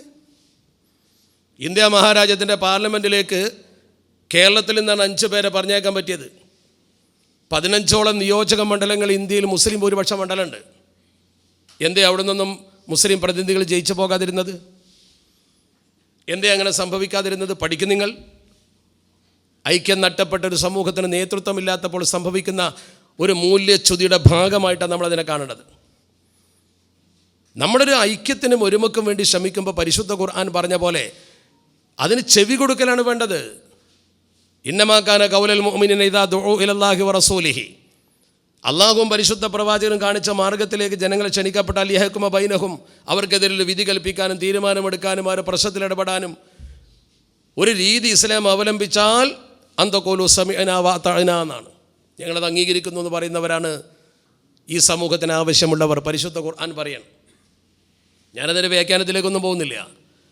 പക്ഷേ ഇപ്പം നമ്മുടെ സമൂഹത്തിൽ നടക്കുന്ന ഈ പ്രക്രിയ എങ്ങനെയാണ്? അത് നമ്മൾ ചിന്തിക്കേണ്ടത്. എന്തൊരു വിഷയത്തെക്കുറിച്ചും ചർച്ച ചെയ്യേണ്ടിടത്തേ ചർച്ച ചെയ്യാവൂ, പറയേണ്ടതേ പറയാവൂ, അതിലപ്പുറത്തേക്ക് പോകാൻ പാടില്ല. അതാണ് ഇസ്ലാമിൻ്റെ താല്പര്യം. ആ താല്പര്യത്തിന് അപ്പുറത്തേക്ക് ഒരു കുട്ടിയും പോകാൻ പാടില്ല. തർക്കങ്ങളുണ്ടാവും, അഭിപ്രായ വ്യത്യാസങ്ങളുണ്ടാവും, ഒക്കെ സ്വാഭാവികമല്ലേ. വ്യക്തിപരമായ തർക്കങ്ങളുണ്ട്, അതൊക്കെ ഒരു നിമിഷം കൊണ്ട് തീരും. ഇപ്പോൾ വയനാട്ടിൽ ദുരന്തബാധിത പ്രദേശത്ത് ചെന്ന് നോക്കുമ്പോൾ നിങ്ങളും പത്രത്തിൽ വായിച്ചില്ലേ എന്തൊക്കെ കാണാൻ കഴിഞ്ഞു. നാളെ കലക്ടർക്ക് കൊടുക്കാനുള്ള പരാതിയാണ് മണ്ണിൻ്റെ അടിയിൽ നിന്ന് കിട്ടിയത്. ഒരാളെ തിരഞ്ഞപ്പോൾ നാളെ കലക്ടർക്ക് കൊടുക്കാനുള്ള പരാതി എന്താ വിഷയം? അതിന് തർക്കമാണ്. അയൽവാസി അതിന് കയ്യേറി, അയാൾ പരാതി കൊടുത്തു റവന്യൂ ഡിപ്പാർട്ട്മെൻറ്റിന്, നീതി കിട്ടിയില്ല, കലക്ടർക്ക് കൊടുക്കാൻ നാളേക്കുള്ള പരാതി തയ്യാറാക്കി വെച്ചിരിക്കുക. അതാണ് ദുരന്തത്തിൻ്റെ ഏതാനും ദിവസങ്ങൾക്ക് ശേഷം ആ വീട്ടിൽ JCB ഉപയോഗിച്ച് മറ്റും സൈനികർ പരിശോധന നടത്തുമ്പോൾ കിട്ടിയത്. വായിച്ചു നോക്കുമ്പോൾ മലയാളമാണ്, അവർ വായിപ്പിച്ചു. കലക്ടർക്ക് കൊടുക്കാനുള്ള മലയാളത്തിലുള്ള പരാതി ഇങ്ങനെ വായിക്കുമ്പോഴത്തെ അവസ്ഥ എന്താ? കയ്യേറിയ ആൾ അയാളില്ല, ഭൂമിയുടെ ഉടമസ്ഥൻ അയാളുമില്ല, അതിരുമില്ല, ഒക്കെ ഒറ്റ രാത്രി കൊണ്ട് പഠിച്ച റബ്ബ് ഒക്കെ റെഡിയാക്കി വെച്ചിട്ടുണ്ട്. പരാതി കൊടുക്കേണ്ട ആവശ്യമില്ല, അതിന് തന്നെ അവിടെ ഇല്ല. അത് അള്ളാഹുവിൻ്റെ തീരുമാനമാണ്. അത്രയേ ഉള്ളൂ നമ്മുടെ ജീവിതമൊക്കെ, അത്രയേ ഉള്ളൂ മനുഷ്യ ജീവിതം പൊതുവെ, അത്രയേ ഉള്ളൂ. നമ്മൾ ജനിച്ചപ്പോൾ നമ്മളെ കുളിപ്പിച്ചത് നമ്മളല്ലല്ലോ, മരിക്കുമ്പോഴും കുളിപ്പിക്കുന്നത് നമ്മളല്ല. വയനാട്ടിൽ മരിച്ചാളെ നിലമ്പൂർക്കാരാണ് കുളിപ്പിക്കുന്നത്. അവിടെയൊക്കെ പോയി നോക്കിയാൽ ഒരു അവസ്ഥ കണ്ടോ നിങ്ങൾ? 10 ലക്ഷത്തിൻ്റെ വീട്ടിലും 15 ലക്ഷത്തിൻ്റെ വീട്ടിലും താമസിച്ച ആൾക്കാരുണ്ട്. ഇപ്പോഴും അതിൻ്റെ ചുറ്റുവട്ടത്ത് വലിയ വലിയ വീടുകളുണ്ട്. ആ പൊട്ടിപ്പോയ സ്ഥലത്തിൻ്റെ സൈഡിൽ ഇപ്പോഴും വലിയ വലിയ വീടുണ്ട്. ആളവിടെ നിന്ന് ഒഴിഞ്ഞു പോയിരിക്കുക. വലിയ വീട് 15-20 ലക്ഷം റുപ്യ വീട് അവിടെ പോയി നോക്ക്. ഞാൻ നേരെ പോയി കണ്ടതാണ്, നിങ്ങൾ കണ്ടിട്ടുണ്ടാവും. ചെറിയ ചെറ്റക്കുടിൽ ഷീറ്റിങ്ങനെ മറിച്ചിട്ട് ഓലിട്ടിട്ട് താമസിക്കുന്ന പാവപ്പെട്ട ഈ തേയില തൊഴിലാളികളുണ്ട് അവിടെ. 2 ലക്ഷത്തിൻ്റെ വീട്, 1 ലക്ഷത്തിൻ്റെ വീട്, അതിലും കുറഞ്ഞ ചെറ്റക്കുടിൽ വീട്. എല്ലാവരും ഏകദേശം 2 ദിവസം മുമ്പ് വരെ താമസിച്ചത് 1-2 ഹൈസ്കൂളുകളിൽ ഒരേ ബെഞ്ചും കൂടിയിട്ടിട്ടാണ്. എല്ലാവരും 15 ലക്ഷത്തിൻ്റെ വീടുള്ളവനും ചെറ്റക്കുടിൽ ജീവിച്ചവനും ഒരേ രീതിയിലാണ് കിടന്നുറങ്ങിയത്. കുറച്ച് ആളുകൾ മാത്രമേ അപ്പുറം ബന്ധുവീട്ടിലേക്ക് മാറിയിട്ടുള്ളൂ. മനുഷ്യൻ്റെ അവസ്ഥ അത്രയേ ഉള്ളൂ. എന്നിട്ട് ഈ കൊമ്പ് കോർക്കുന്ന ഏർപ്പാട്, ഒന്നിച്ചു പോകുന്നതിന് പകരം ഭിന്നത ഉണ്ടാക്കുന്ന ഏർപ്പാട് എന്തിനാണ് സമൂഹത്തിൽ ചെയ്യുന്നത്? നേതൃത്വം എങ്ങനെയായിരിക്കണമെന്നും അണികൾ എങ്ങനെയായിരിക്കണമെന്നും ഇതെങ്ങനെ കൊണ്ടു നടക്കണമെന്നും അള്ളാഹുവിൻ്റെ പരിശുദ്ധ തിരുദൂതർ അഷ്റഫുൽ ഖൽക്ക് മുഹമ്മദ് മുസ്തഫ സ്വല്ലല്ലാഹു അലൈഹി വസല്ലമ തങ്ങൾ പഠിപ്പിച്ചിട്ടുണ്ട്. ഇമാം ഷാഫി തങ്ങളെ ശക്തമായൊരു നിർദ്ദേശമുണ്ട്. ഒരു സംഘടനകൾ നിലനിർത്തുമ്പോൾ അതിൻ്റെ തലപ്പത്ത് വരുന്ന ആളുകൾ പാലിക്കേണ്ട ചില അദബുകളുണ്ട്. ഇപ്പോൾ നിങ്ങളൊക്കെ അതിൻ്റെ തലപ്പത്തുള്ള ആൾക്കാർ തന്നെയാണ്. നിങ്ങൾ പഞ്ചായത്തിലെ പ്രധാനപ്പെട്ട ഉത്തരവാദപ്പെട്ട സ്ഥാനത്തിരിക്കുന്ന ആൾക്കാരാണ്. മഹാനവറുകൾ പറഞ്ഞു, ആലാത്തു റിആസത്തി ഹംസത്തു എന്നാണ് പറഞ്ഞത്. നേതൃസ്ഥാനത്തിരിക്കുന്ന ആളുകൾ 5 കാര്യങ്ങൾ ശ്രദ്ധിക്കണം. 5 കാര്യങ്ങൾ ശ്രദ്ധിക്കണം നേതൃസ്ഥാനത്തിരിക്കുന്ന ആൾക്കാർ. എന്തൊക്കെ ഇമാം ഷാഫി തങ്ങൾ ഒന്ന് പറഞ്ഞത് സിദ്ഖുൽ ലഹ്ജ, സത്യസന്ധത. സത്യസന്ധമായിരിക്കണം, കളവ് പ്രചരിപ്പിക്കരുത്, കളവ് എഴുതരുത്. എങ്ങനെ ഒരു വിഷയത്തെക്കുറിച്ച് 100 അഭിപ്രായം ഉണ്ടാകുന്നത് എങ്ങനെയാണ്? ഇപ്പം നിങ്ങളവിടെ തന്നെ എവിടെ പറയലൊരു വിഷയത്തെക്കുറിച്ച് വാട്സപ്പിൽ കണ്ടു ഒരു അഭിപ്രായം, പിന്നെ കണ്ടു അതിൽ 2 യോഗത്തിലും പങ്കെടുത്ത ആൾ എഴുതിയതും പിന്നെ കണ്ടു. അപ്പോൾ ഒരു വിഷയത്തിൽ നമ്മൾ ഇടപെടുമ്പോൾ സത്യസന്ധത പാലിക്കുക. ഒരു വ്യക്തിയുടെ ഏറ്റവും വലിയ കടമ അത് സത്യം മാത്രം പറയാം. എൻ്റെ പ്രസ്ഥാനത്തെ വിജയിച്ചിപ്പിച്ചെടുക്കാൻ ഞാൻ കളവ് പറയേണ്ട കാര്യമില്ല. സത്യം മാത്രം, സത്യസന്ധമായത് സിദ്ഖുൽ ലഹ്ജ. നമ്മൾ എന്ത് വിഷയത്തിൽ ഈ സത്യസന്ധത പാലിക്കുക. ഒരു സംഘടനയെ വളർത്തിക്കൊണ്ട് അത് ആരോടാണെങ്കിലും ശരി ഇടപാട്, ഇപ്പോൾ നേരത്തെ കണ്ട അമുസ്ലിങ്ങളോട് പോലും ഇടപാട് നടത്തുമ്പോൾ സത്യസന്ധത വേണം. ഹിന്ദുവാണ്, ക്രിസ്ത്യാനിയാണ്, ബുദ്ധനാണ്, ജൈനനാണ് എന്ന് കരുതി നമ്മൾ അവരോട് അനീതി കാണിക്കാൻ പാടില്ല. നമ്മളെ കൂട്ടത്തിൽ അമുസ്ലിം സുഹൃത്തുണ്ടെങ്കിൽ അവരോടും അനീതി കാണിക്കാൻ പാടില്ല. എല്ലാവർക്കും നീതി കൊടുക്കലാണ് നമ്മൾ ചെയ്യേണ്ടത്. സിദ്ഖുൽ ലഹ്ജ. ഒരു സംഘടനയെ നയിക്കുന്ന ആളുകൾ, അത് പഞ്ചായത്ത് അല്ലെങ്കിൽ യൂണിറ്റ് ആരാവട്ടെ, അവരുടെ ഏറ്റവും പ്രധാനപ്പെട്ട കടമ സത്യസന്ധമായിരിക്കണം. ഒക്കെ ക്രെഡിബിളായിരിക്കണം നേതാവ്. അയാളെ കണ്ടാൽ ആൾക്കാർ ഇങ്ങോട്ട് വരണം. നബി സല്ലല്ലാഹു അലൈഹി വസല്ലമ തങ്ങൾക്ക് 35 വയസ്സുള്ള സമയത്താണ് കഅബ പുതുക്കി പണിയുന്നത്. കഅബാലയത്തിൻ്റെ പുതുക്കി പണിയിൽ കർമ്മത്തിൽ വലിയ അഭിപ്രായ വ്യത്യാസം ഉണ്ടായി. ഹജറുൽ അസ്വദ് എവിടെ വെക്കണം? ആ കുഴപ്പമായി. കുഴപ്പം മൂത്തു അടിയോടെ വക്കിലെത്തി. ഗോത്ര തർക്കമായി, വെട്ടും കുത്തും വരുന്ന ഉറപ്പായി. അങ്ങനെ വന്നപ്പോൾ അവർ ഒരു സൊല്യൂഷൻ പറഞ്ഞെന്താണെന്ന് വെച്ചാൽ, ആ വാതിൽ തുറന്ന് ഇങ്ങോട്ട് ആദ്യം വരുന്ന ആൾ ആരാണോ അയാളെ നമുക്ക് മധ്യസ്ഥനാക്കാമെന്ന് പറഞ്ഞു. അത് അംഗീകരിച്ചു എല്ലാവരും. ഇനി അടി വേണ്ടെന്ന് കരുതിയിട്ട് അങ്ങനെ അവർ പ്രതീക്ഷിച്ചു. അപ്പോൾ ആദ്യമായി ആ മസ്ജിദുൽ ഹറാമിലേക്ക് വാതിൽ വഴി, അവർ പറഞ്ഞ വാതിൽ വഴി കടന്നു വന്നത് അഷ്റഫുൽ ഖൽക്ക് മുഹമ്മദ് മുസ്തഫ സ്വല്ലല്ലാഹു അലൈഹി വസല്ലം. പ്രവാചകരായിട്ടില്ല, 35 വയസ്സേ ആയിട്ടുള്ളൂ. പ്രവാചകരായിട്ടില്ല, പ്രവാചകത്വം കിട്ടിയിട്ടില്ല. അവരുടെ കൂട്ടത്തിൽ ജീവിക്കുന്നൊരു കുട്ടിയാണ്, ചെറുപ്പക്കാരനാണ്. ആ വരവിന് കണ്ടതോടുകൂടി ഈ ഗോത്രത്തർക്കം നടത്തിയിരുന്ന എല്ലാ ആൾക്കാരും ഒറ്റ വാക്കിൽ പറഞ്ഞു, ഹാദൽ അമീനു റദീന, ഹാദൽ അമീനു റദീന. ഇദ്ദേഹത്തെ പറ്റും, ഇയാൾ തരക്കടില്ല. എല്ലാവർക്കും സുസമ്മതൻ എന്നതിന് പറയാം. അതാണ് ക്രെഡിബിൾ എന്ന് പറഞ്ഞതിൻ്റെ അർത്ഥം. എല്ലാവർക്കും സമ്മതം. ആൾക്കാർ ഉറങ്ങുന്നുണ്ടോ? മാഷ ഉണർത്താൻ നടക്കുന്നുണ്ട്. സമുദായം എന്തായാലും ശരി ഉറക്ക പ്രധാനം എന്നുള്ള ചില ആൾക്കാരുണ്ടാവും. അങ്ങനെയാണ്. നമ്മൾ ഉറങ്ങിയതിൻ്റെ കുഴപ്പം നമ്മൾ ഈ അനുഭവിക്കുന്നതൊക്കെ നമ്മുടെ ഉറക്ക് കൂടിയതുകൊണ്ടായി അനുഭവിക്കുന്നത്. വേണ്ട സമയത്ത് ഉണരുമല്ലോ, അതാണ് പ്രശ്നം, വേറൊന്നുമല്ല. അവിടെ നബി സല്ലല്ലാഹു അലൈഹി വസല്ലമ തങ്ങളെ അവർ ആ രീതിയിൽ കണ്ടതുകൊണ്ടാണ്. അതുവരെ ജീവിച്ച ജീവിതത്തിൻ്റെ റിസൾട്ടാണത്.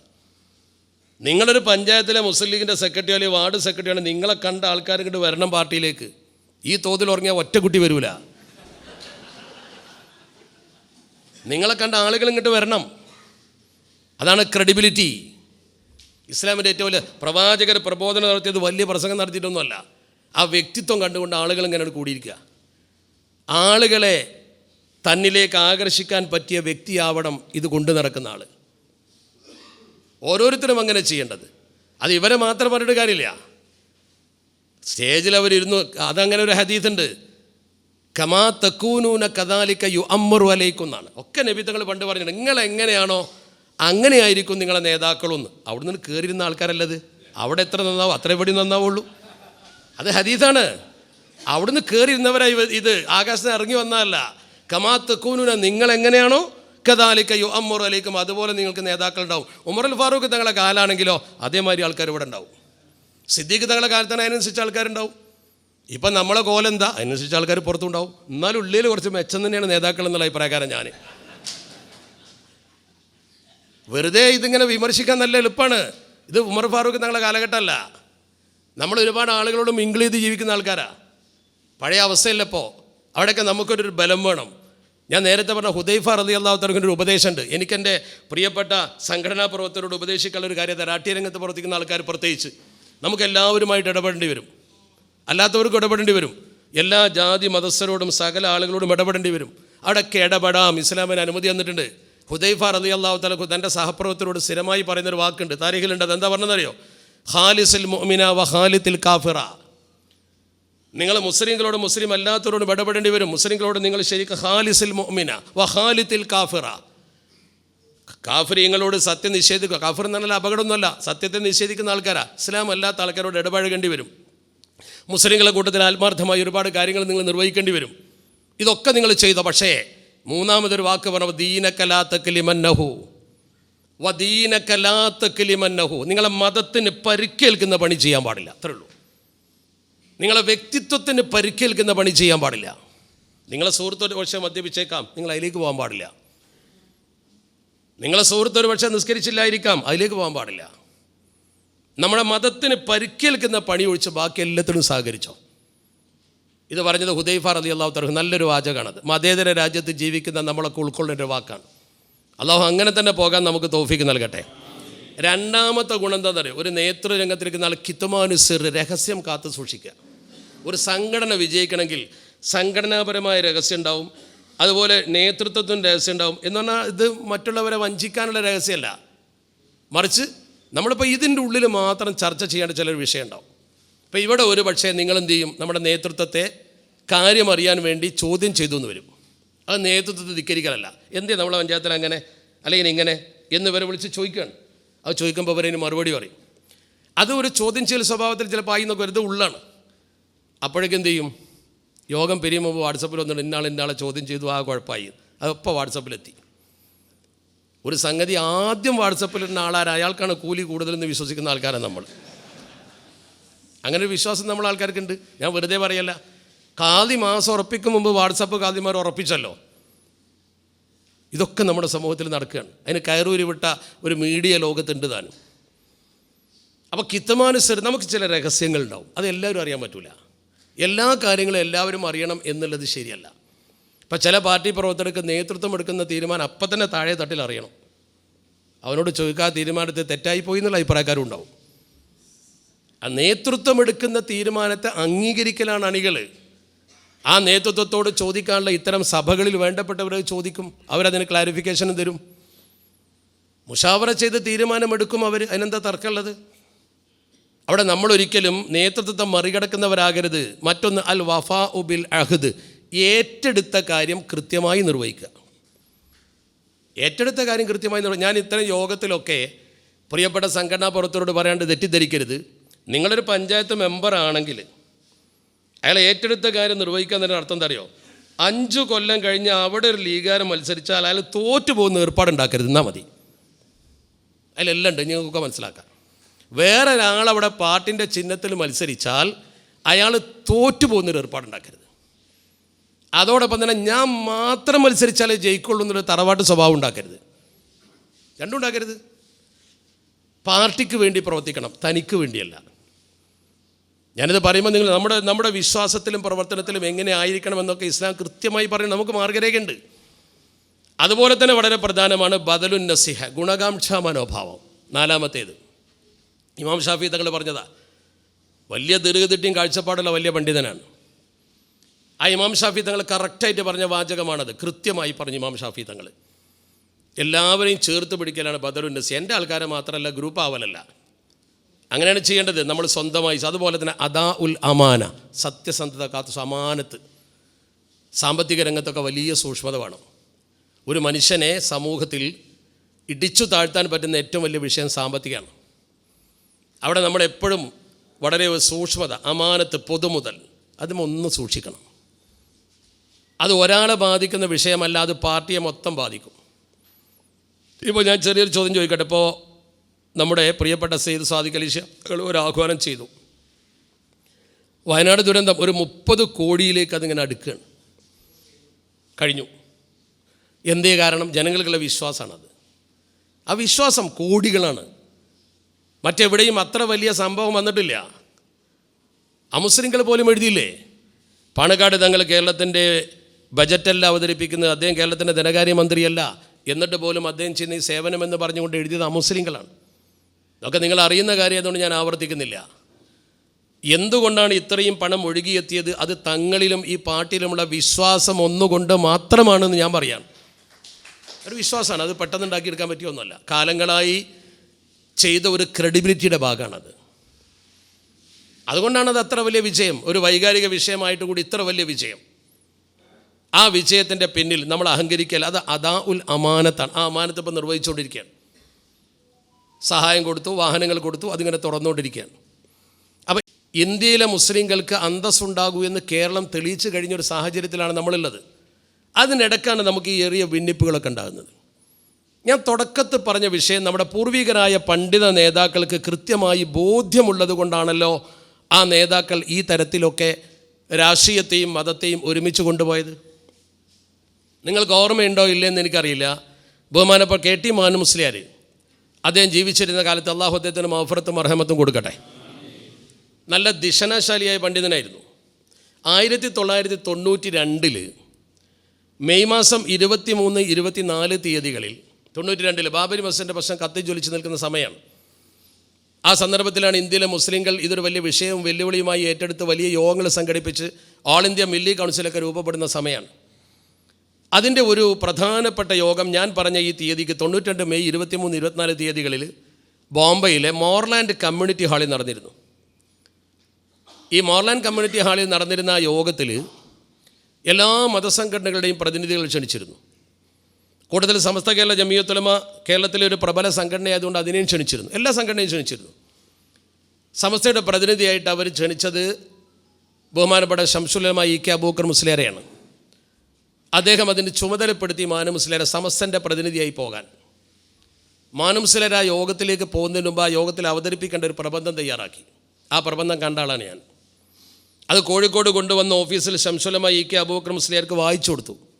അദ്ദേഹം അംഗീകരിച്ചതിന് ശേഷമാണ് ആ പ്രബന്ധവും കൊണ്ട് മാനു മുസ്ലിയാർ ബോംബെയിലെ മോർലാൻഡ് കമ്മ്യൂണിറ്റി ഹാളിലെ ഓൾ ഇന്ത്യ മില്ലി കൗൺസിലിൻ്റെ ആ പ്രാരംഭ യോഗത്തിലേക്ക് പോകുന്നത്. അതിൽ മാനു മുസ്ലിയാർ എന്താണ് പറഞ്ഞത് എന്ന് കൃത്യമായി നിങ്ങൾക്ക് മനസ്സിലാക്കാൻ കഴിയും. ഞാൻ പറയുന്നതല്ല, മാനു മുസ്ലിയാർ എഴുതിയൊരു പുസ്തകമുണ്ട്, ഓർമ്മയുടെ കയ്യൊപ്പ് എന്നാണ് അതിൻ്റെ പേര്. ഇപ്പോഴും അത് വിപണിയിലുണ്ട്. ദാറുൻ നജാത്തിൽ നിന്ന് പ്രസിദ്ധീകരിച്ചതാണ്, കരുവാരക്കുണ്ടിൽ നിന്ന്. ഓർമ്മയുടെ കയ്യൊപ്പ് മാനു മുസ്ലിയാർ എഴുതിയതാണ്. അതിൽ അദ്ദേഹം ഈ സംഭവം വിശദീകരിക്കുന്നുണ്ട്. ആ പ്രബന്ധത്തിൽ അദ്ദേഹം അവതരിപ്പിച്ചത് 3 പോയിന്റുകളാണ്. ആ 3 പോയിന്റും അതിൽ പറയുന്നുണ്ട്. ഒന്നാമത് പറഞ്ഞത് ഇന്ത്യൻ മുസ്ലിങ്ങൾക്ക് രാഷ്ട്രീയ ബോധം അനിവാര്യമാണ് എന്നാണ്. എന്ന് പറഞ്ഞാൽ മതബോധം മാത്രം പോരാ, രാഷ്ട്രീയ ബോധവും വേണം. ഇന്ത്യയിലായതുകൊണ്ട്, സൗദിയിലാണെങ്കിൽ നമുക്ക് അത്ര ആവശ്യമുണ്ടെന്ന് തോന്നുന്നില്ല, UAE-യിലാണെങ്കിൽ ആവശ്യമുണ്ടെന്ന് തോന്നുന്നില്ല. ഒരു മതേതര രാജ്യമായ ഇന്ത്യയിൽ ന്യൂനപക്ഷമായ മുസ്ലിങ്ങൾ ഭൂരിപക്ഷമായ അമുസ്ലിങ്ങൾക്കിടയിൽ ജീവിക്കുമ്പോൾ, അമുസ്ലിങ്ങൾ മുഴുവൻ ഇസ്ലാമിൻ്റെ ശത്രുക്കളെന്ന് ഞാൻ പറയുന്നില്ല, അതൊരു ചെറിയ ശതമാനമുള്ളൂ. പക്ഷേ ഇസ്ലാമിനെ അറിയാത്തവരാണ് ബഹുഭൂരിപക്ഷവും. ഇന്ത്യയിലെ അമുസ്ലിങ്ങൾ 2-3 ടൈപ്പാണ്. ഒന്ന് ഇസ്ലാമിനെ കുറിച്ച് അറിയാവുന്നവരും ഇസ്ലാമിനെ മനസ്സിലാക്കിയവരും, അവരവരുടെ മതത്തിൽ ഉറച്ചു നിൽക്കുകയാണ്. ഒരു കൂട്ടർക്ക് ഇസ്ലാമിനെ കുറിച്ച് ഒന്നും അറിയാത്തവർ, ഒരു കൂട്ടർ ഇസ്ലാമിനെ ശത്രുവായി കാണുന്നവർ, ഭൂരിപക്ഷം അമുസ്ലിങ്ങളാണ്. അപ്പം അങ്ങനെയുള്ള ഒരു രാജ്യത്തെ മുസ്ലിങ്ങൾക്ക് രാഷ്ട്രീയ ബോധം അനിവാര്യമാണ് എന്ന് ഒരു മതപണ്ഡിതൻ പറയാണ്. 3 പോയിൻ്റാണ് അദ്ദേഹം അതിൽ അവതരിപ്പിച്ചത്. അത് അതിൻ്റെ എക്സ്പാൻഷൻ, അതിങ്ങനെ വിശദീകരിച്ചതിൻ്റെ കാര്യകാരണങ്ങൾ പറയുന്നുണ്ട്. രണ്ടാമത്തേത് സമ്മതിദാനാവകാശം ഒന്നിച്ച് വിനിയോഗിക്കണം. അദ്ദേഹം പറയണം, ഓരോ മുസ്ലിങ്ങളും പോയി പല പെട്ടിയിലും വോട്ടിടുന്നതിന് പകരം ഒരേ പെട്ടിയിൽ കൊണ്ടുപോയി വോട്ടിടണം എന്നതിൻ്റെ അർത്ഥം. സമ്മതിദാനാവകാശം ഒരുമിച്ച് വിനിയോഗിക്കണം. അതിൽ മുന്നണി സംവിധാനമൊക്കെ വരും. മൂന്നാമത് പറഞ്ഞു, വിവിധ സംഘടനകളിൽ നമ്മൾ ലയിച്ചു കഴിഞ്ഞാൽ വ്യക്തിത്വം നഷ്ടപ്പെട്ടു പോകും. ആ പുസ്തകത്തിൽ ഇപ്പോഴും ഉണ്ട്. അത് ആ പ്രബന്ധം ഞാൻ കണ്ടതാ. ഒരു വലിയ പണ്ഡിതൻ, മതരംഗത്ത് പ്രവർത്തിക്കുന്ന ഒരു വിദ്യാഭ്യാസ ബോർഡിൻ്റെ ജനറൽ സെക്രട്ടറി ആയ വ്യക്തി ഈ കൃത്യമായ കായിദെ മില്ലത്തിൻ്റെ രാഷ്ട്രീയ സംവിധാനമാണ്, കായിദെ മില്ലത്തിൻ്റെ അതേ കാഴ്ചപ്പാടും കായിദെ മില്ലത്ത് പറഞ്ഞ അതേ ആശയവുമാണ് തൻ്റെ പ്രബന്ധത്തിൽ ഓൾ ഇന്ത്യ മില്ലി കൗൺസിലിൻ്റെ യോഗത്തിൽ പോയി അവതരിപ്പിച്ചത്. അപ്പോൾ ഒരു പണ്ഡിതൻ്റെ കാഴ്ചപ്പാട് എന്താണ് എന്ന് ബോധ്യപ്പെടാൻ ഇതിലപ്പുറം എന്താ വേണ്ടത്? എന്നിട്ട് ഇപ്പം ചില ആളുകൾക്ക് അത് ബോധ്യപ്പെടുന്നില്ല എങ്കിൽ ആർക്കാണ് കുഴപ്പം?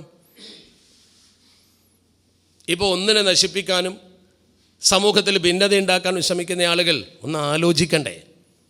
ഞാൻ ആരെയും കുറ്റപ്പെടുത്തുകയല്ല, മറിച്ച് നമ്മളെ തന്നെ നശിപ്പിക്കുന്ന ഒരു സമീപനമല്ലേ ചെയ്യുന്നത്? മതനിഷേധികളായ ആളുകൾ നമുക്ക് വല്ല ഗുണവും ചെയ്യുമെന്ന് നിങ്ങൾക്ക് തോന്നുന്നുണ്ടോ? അടിസ്ഥാനപരമായി നമുക്ക് വല്ല ഗുണവും കിട്ടിയിട്ടുണ്ടോ? നിങ്ങൾ ചിന്തിക്കൂ. അവർക്ക് രണ്ട് നേട്ടമുണ്ടോന്ന്, മതത്തെ തളർത്താം, രാഷ്ട്രീയത്തെയും തളർത്താം, മുസ്ലിങ്ങളുടെ മതസംഘടനയും തളർത്താം, സമത്വയും അതുപോലെ തന്നെ മുസ്ലിം ലീഗിനെയും തളർത്താം. രണ്ടും തളർത്താൻ അവർക്ക് അതിന് കിട്ടുന്ന വേദി അവർ ഉപയോഗിക്കുകയാണ്. അതിൽ വീണ് പോകുന്നവർക്ക് പിന്നീടല്ലേ കാര്യം തിരിച്ചറിയാൻ പറ്റുള്ളൂ. പിന്നെ നമ്മൾ ചിന്തിച്ചിട്ട് ഫലമില്ലല്ലോ. പണ്ട് CH മുഹമ്മദ് ഖായ സാഹിബ് പറഞ്ഞ പോലെ ഒരു ദേശത്തിന് കിണറ്റിൽ കയറിയാൽ 100 ദേശത്തിന് തിരിച്ചു കയറാൻ പറ്റില്ലല്ലോ. വീണ് പോയാൽ പോയില്ലേ? ഇതാണ് നമ്മൾ മനസ്സിലായി. ഇനി പൂർവ്വകാല നേതാക്കളുടെ ചരിത്ര ചിത്രങ്ങളൊക്കെ ഒന്ന് പരിശോധിച്ച് നോക്കൂ നിങ്ങൾ. പുതുതലമുറക്ക് പറഞ്ഞു കൊടുക്കണം. അത് പഴയ കാലത്ത് ഈ നീലഗിരിയിൽ അന്ന് തെരഞ്ഞെടുപ്പ് നടക്കുന്ന സമയത്ത് 1937 കാര്യമാണ് പറയുന്നത്.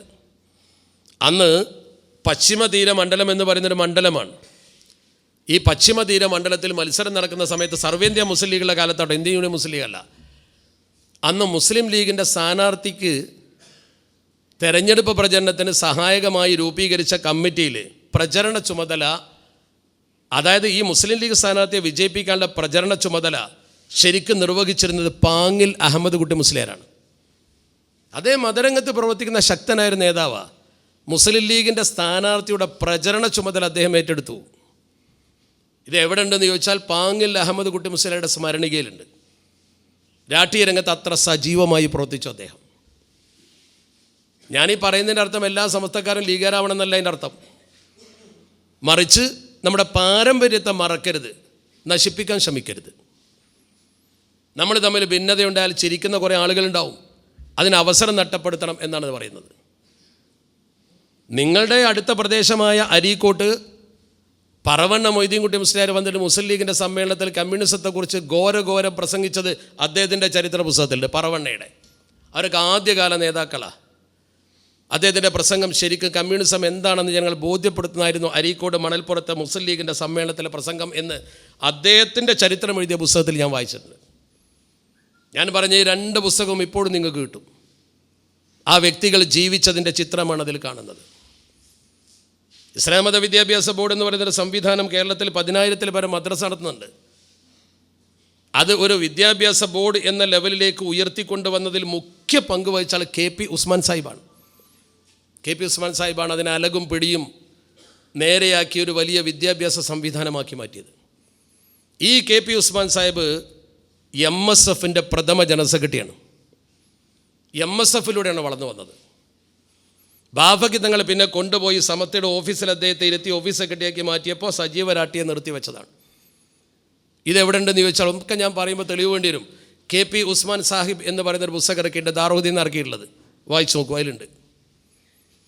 അദ്ദേഹത്തിൻ്റെ മകൻ ജീവിച്ചിരിപ്പുണ്ട് ചോദിച്ചാൽ അദ്ദേഹം പറഞ്ഞുതരും. മനസ്സിലാക്കേണ്ട ഒരു കാര്യമാണത്. 1977 ഫെബ്രുവരി മാസം 28-ാം തീയതി 1977 ഫെബ്രുവരി 28-ന് കോഴിക്കോട് സംഘടിപ്പിച്ച മുസ്ലിം ലീഗിൻ്റെ മഹാസമ്മേളനത്തിൽ പൊതുസമ്മേളനത്തിൽ ദുആ ചെയ്യാൻ വന്ന ആളാണ്. പൊതുസമ്മേളനത്തിൽ പതാക ഉയർത്തുന്ന യോഗത്തിലേക്കാണ് അദ്ദേഹത്തെ ക്ഷണിച്ചിരുന്നത് ദുആ ചെയ്യാൻ. പതാക ഉയർത്തുമ്പോൾ ദുആ ചെയ്യ, ഒരു പണ്ഡിതൻ്റെ ദുആയോടുകൂടി തുടങ്ങിക്കോട്ടെ എന്ന് വിചാരിച്ചത്. പക്ഷെ അദ്ദേഹം ഒന്നും വന്നില്ല, കരുതി കൂട്ടി വന്നില്ല. നീലഗിരിയിലായിരുന്നു. സമ്മേളനത്തിൻ്റെ അവസാന ദിവസമാണ് സ്റ്റേജിലേക്ക് വന്നത്. ചോദിച്ചു, എന്തേ ഒന്നാമത്തെ ദിവസം വരാതിരുന്നത്? അതിന് അദ്ദേഹം പറഞ്ഞൊരു മറുപടിയുണ്ട്, അദ്ദേഹത്തിൻ്റെ സ്മരണികയിലുണ്ട്. ഇതൊക്കെ ആധികാരികമാണ്. അദ്ദേഹം പറഞ്ഞു, അന്ന് കുറച്ചാളെല്ലാം ഉണ്ടാവും, ഒരുപാട് ആളുകളിലപ്പോൾ ഇതിനെ ഉയർത്താൻ ദ്വാ ചെയ്യാനാണ് ഞാൻ വന്നത്. ഒരുപാട് ആമീൻ കിട്ടുമല്ലോ, ഈ സംഘടന നിലനിൽക്കേണ്ടതാണ് എന്ന്. ചാപ്പനങ്ങാടി ബാബു മുസ്ലിയാർ ഇത് നിലനിൽക്കേണ്ടതാണെന്ന് പറഞ്ഞാൽ അതിൻ്റെ 4 അയൽപക്കത്തേക്ക് എത്താത്ത ആൾക്കാർ ഇത് തകർക്കപ്പെടേണ്ടതെന്ന് പറഞ്ഞാൽ അത് അംഗീകരിക്കാൻ കഴിയില്ല. അത് അംഗീകരിക്കാൻ ആർക്കും കഴിയില്ല എന്ന് കരുതി 2 സംഘടനയും 2ആയി നിൽക്കുമ്പോൾ 1ആയി എന്നൊന്നും ഇതിന് അർത്ഥം വെക്കണ്ട. അതിൻ്റെ പേരിൽ ബഹളം വെക്കുകയും വേണ്ട. മുസ്ലിം ലീഗിൽ സമസ്തക്കാരല്ലാത്ത ധാരാളം ആളുകളുണ്ടാവും, സമസ്തയിൽ മുസ്ലിം ലീഗ് അല്ലാത്ത ആൾക്കാരുണ്ടാവും. എന്നാലും പരസ്പരം കൊമ്പ് കോർക്കുന്ന ഏർപ്പാടുണ്ടായിട്ടില്ല. വിരോധം തീർക്കാൻ വേണ്ടി മതനിരീശ്വരത്വത്തെ ചേർത്തി പിടിക്കുന്ന ആൾക്കാരുണ്ടായിട്ടില്ല. അതൊക്കെ നമ്മൾ പഠിച്ചാൽ മതി. നമ്മളീ പറയുന്നത് ഒരു സംഘടനയുടെ സുഭദ്രമായ നിലനിൽപ്പിനാണ്. നമ്മുടെ പള്ളികൾ, മദ്രസകൾ, ദീനി സ്ഥാപനങ്ങൾ അത് ഭംഗിയായി മുന്നോട്ട് പോകണം. ഞങ്ങളോടൊക്കെ ഞങ്ങളുടെ MT ഉസ്താദ് എന്ന് പറയുന്ന ഞങ്ങളുടെ പ്രിയപ്പെട്ട ഗുരുനാഥൻ പറഞ്ഞൊരു വാക്കുണ്ട്. അദ്ദേഹം ഇടയ്ക്കിടയ്ക്ക് പറയത്, ഒമാരനൊക്കെ അറിയാം. സമുദായത്തിൻ്റെ നിലനിൽപ്പ് എന്ന് പറയുമ്പോൾ പ്രധാനമായും അടുപ്പിൻ്റെ കല്ല് 3 എണ്ണം വേണം. ആ 3 കല്ലുമ്മ കൂട്ടി വെച്ച പോലെയാണ് ഞാൻ മനസ്സിലാക്കുന്നത്. അദ്ദേഹത്തിൻ്റെ കാഴ്ചപ്പാടാണ്. ഒന്ന് സമസ്ത, ഒന്ന് മുസ്ലിം ലീഗ്, തൊട്ടുപുറത്ത് പാണക്കാട് കുടുംബം. ഈ കല്ലിന്ന് ഒന്ന് വലിച്ചാൽ പാത്രം ചെരിഞ്ഞു പോകുമെന്ന് പറഞ്ഞു. അദ്ദേഹം പറഞ്ഞ വാക്കാണത്. അനുബന്ധമായി ഒരുപാട് സംഘടനകൾ കേരളത്തിലുണ്ട്. അവരുടെയൊക്കെ സഹായങ്ങൾ മുസ്ലിം സമൂഹത്തിന് കിട്ടുന്നുണ്ട്. എല്ലാവരെയും കൂട്ടിച്ചേർത്തി പറഞ്ഞാൽ എന്തെങ്കിലും ഒന്ന് നമ്മുടെ സമൂഹത്തിൽ ഭിന്നമായി വന്നാൽ അത് അപകടമായിരിക്കും. അത് മനസ്സിലാക്കാനുള്ള ഒരു വിശാല മനസ്കതയാണ് ശരിക്കും നമ്മൾ കാണിക്കേണ്ടത്. കെ വി സാദ് കാണിച്ചൊരു മാർഗ്ഗമുണ്ട്. മുസ്ലിം ലീഗിൻ്റെ പ്രകടനത്തിൽ അണിനിരുന്ന കെ സി ജമാലുദ്ദീൻ മുസ്ലിയാർ കാണിച്ചൊരു മാർഗ്ഗമുണ്ട്. അത് വളരെ പ്രധാനമാണ്. ഞാൻ ഇത്തരം കൺവെൻഷനിലൊക്കെ പറയാറുണ്ട്. മുസ്ലിം ലീഗിൻ്റെ കൺവെൻഷനിലും അതുപോലെ തന്നെ സമസ്ത കേരള ജമിയത്തുലമയുമായി ബന്ധപ്പെട്ട കൺവെൻഷനിലും 2 കാര്യം പറയാറുണ്ട്. നമ്മൾ ഇതിൽ കക്ഷികളായി ഇത് രൂക്ഷമാക്കാൻ ശ്രമിക്കരുത്. നിങ്ങളോട് എനിക്ക് പറയാനുള്ളത്, നമ്മളൊരു വാട്സപ്പിലോ ഫേസ്ബുക്കിലോ കയറിയിട്ട് സമസ്ത കേരള ജമിയത്തുലമയുടെ നേതാക്കളെയോ അതിൻ്റെ ആരാണെങ്കിലും ശരി ഉത്തരവാദപ്പെട്ട രംഗത്തിരിക്കുന്ന നേതൃനിരയിൽ നിൽക്കുന്ന ഉത്തരവാദപ്പെട്ട നേതാക്കളെ നമ്മൾ ആക്ഷേപിക്കാൻ പോകരുത്. നമ്മളൊരു കക്ഷി ചേരണ്ട. അതിനിടയ്ക്ക് ഫേക്ക് ഐഡിയിൽ ആളുകൾ വന്നിട്ട് ഇത് തമ്മിൽ തല്ലിക്കാൻ ശ്രമിക്കുന്നുണ്ട്. അത് അപകടമാവും. മതസംഘടനയുടെ സമസ്ത കേരള ജമിയത്തുലമയുടെ ഇത്തരം കൺവെൻഷനിൽ എനിക്ക് കിട്ടുന്ന അവസരത്തിൽ ഞാൻ പറയാറുണ്ട്, പാണക്കാട് കുടുംബത്തെ ആക്ഷേപിച്ചുകൊണ്ട് നിങ്ങൾ പോസ്റ്റ് ഇടാൻ നിൽക്കണ്ട, എഴുതാൻ നിൽക്കരുത്. അത് അപകടം ചെയ്യും, സമൂഹത്തിൽ ഭിന്നതയുണ്ടാക്കും. 2 കൂട്ടരും അത് ശ്രദ്ധിച്ച് ഈ ബന്ധം തകരാതെ പോകാനുള്ള കരുതലുകളാണ് ആവശ്യം. നമുക്കിന്ന് ഏറ്റവും ആവശ്യം ഈ കരുതിവെക്കലുകളാണ്. എന്തും എഴുതാം ആൾക്കും. ചിലപ്പോൾ ഒരു തെക്കുബീർ കിട്ടും, അല്ലെങ്കിൽ ഒരു കയ്യടി കിട്ടും.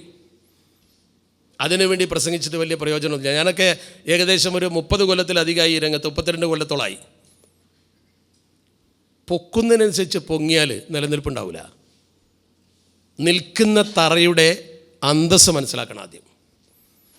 ആളെ കണ്ടു എന്ന് കരുതിയിട്ട് പരിധി വിട്ട് പ്രസംഗിക്കരുത്. അങ്ങനെ പ്രസംഗിച്ചാൽ ആ ഒരു പ്രസംഗത്തിൽ സംഗതി തീരും. സുഹൃത്ത് മഴതനിക്കൊക്കെ സംഭവിച്ചാൽ അതാണ്. ആളുകൾ കൂടുതൽ കൂടുമ്പോൾ ആവേശോജ്വലമായി നമ്മൾ എന്തെങ്കിലും പറഞ്ഞാൽ പിന്നെ തിരിച്ചെടുക്കാൻ പറ്റൂല. വാക്ക് കയ്യിൽ നിന്ന് വിട്ടാൽ, എഴുത്ത് കയ്യിൽ നിന്ന് വിട്ടാൽ അപകടമാണ്. അൽ കൗലു കൽ ലബനിൽ മഹ്ലൂബ് എന്നാണ്. നമ്മൾ പറയുന്നൊരു വാക്ക് കറന്നെടുത്ത പാല് പോലെയാണ്, തിരിച്ച് അകട്ടേക്ക് കയറ്റാൻ പറ്റൂല.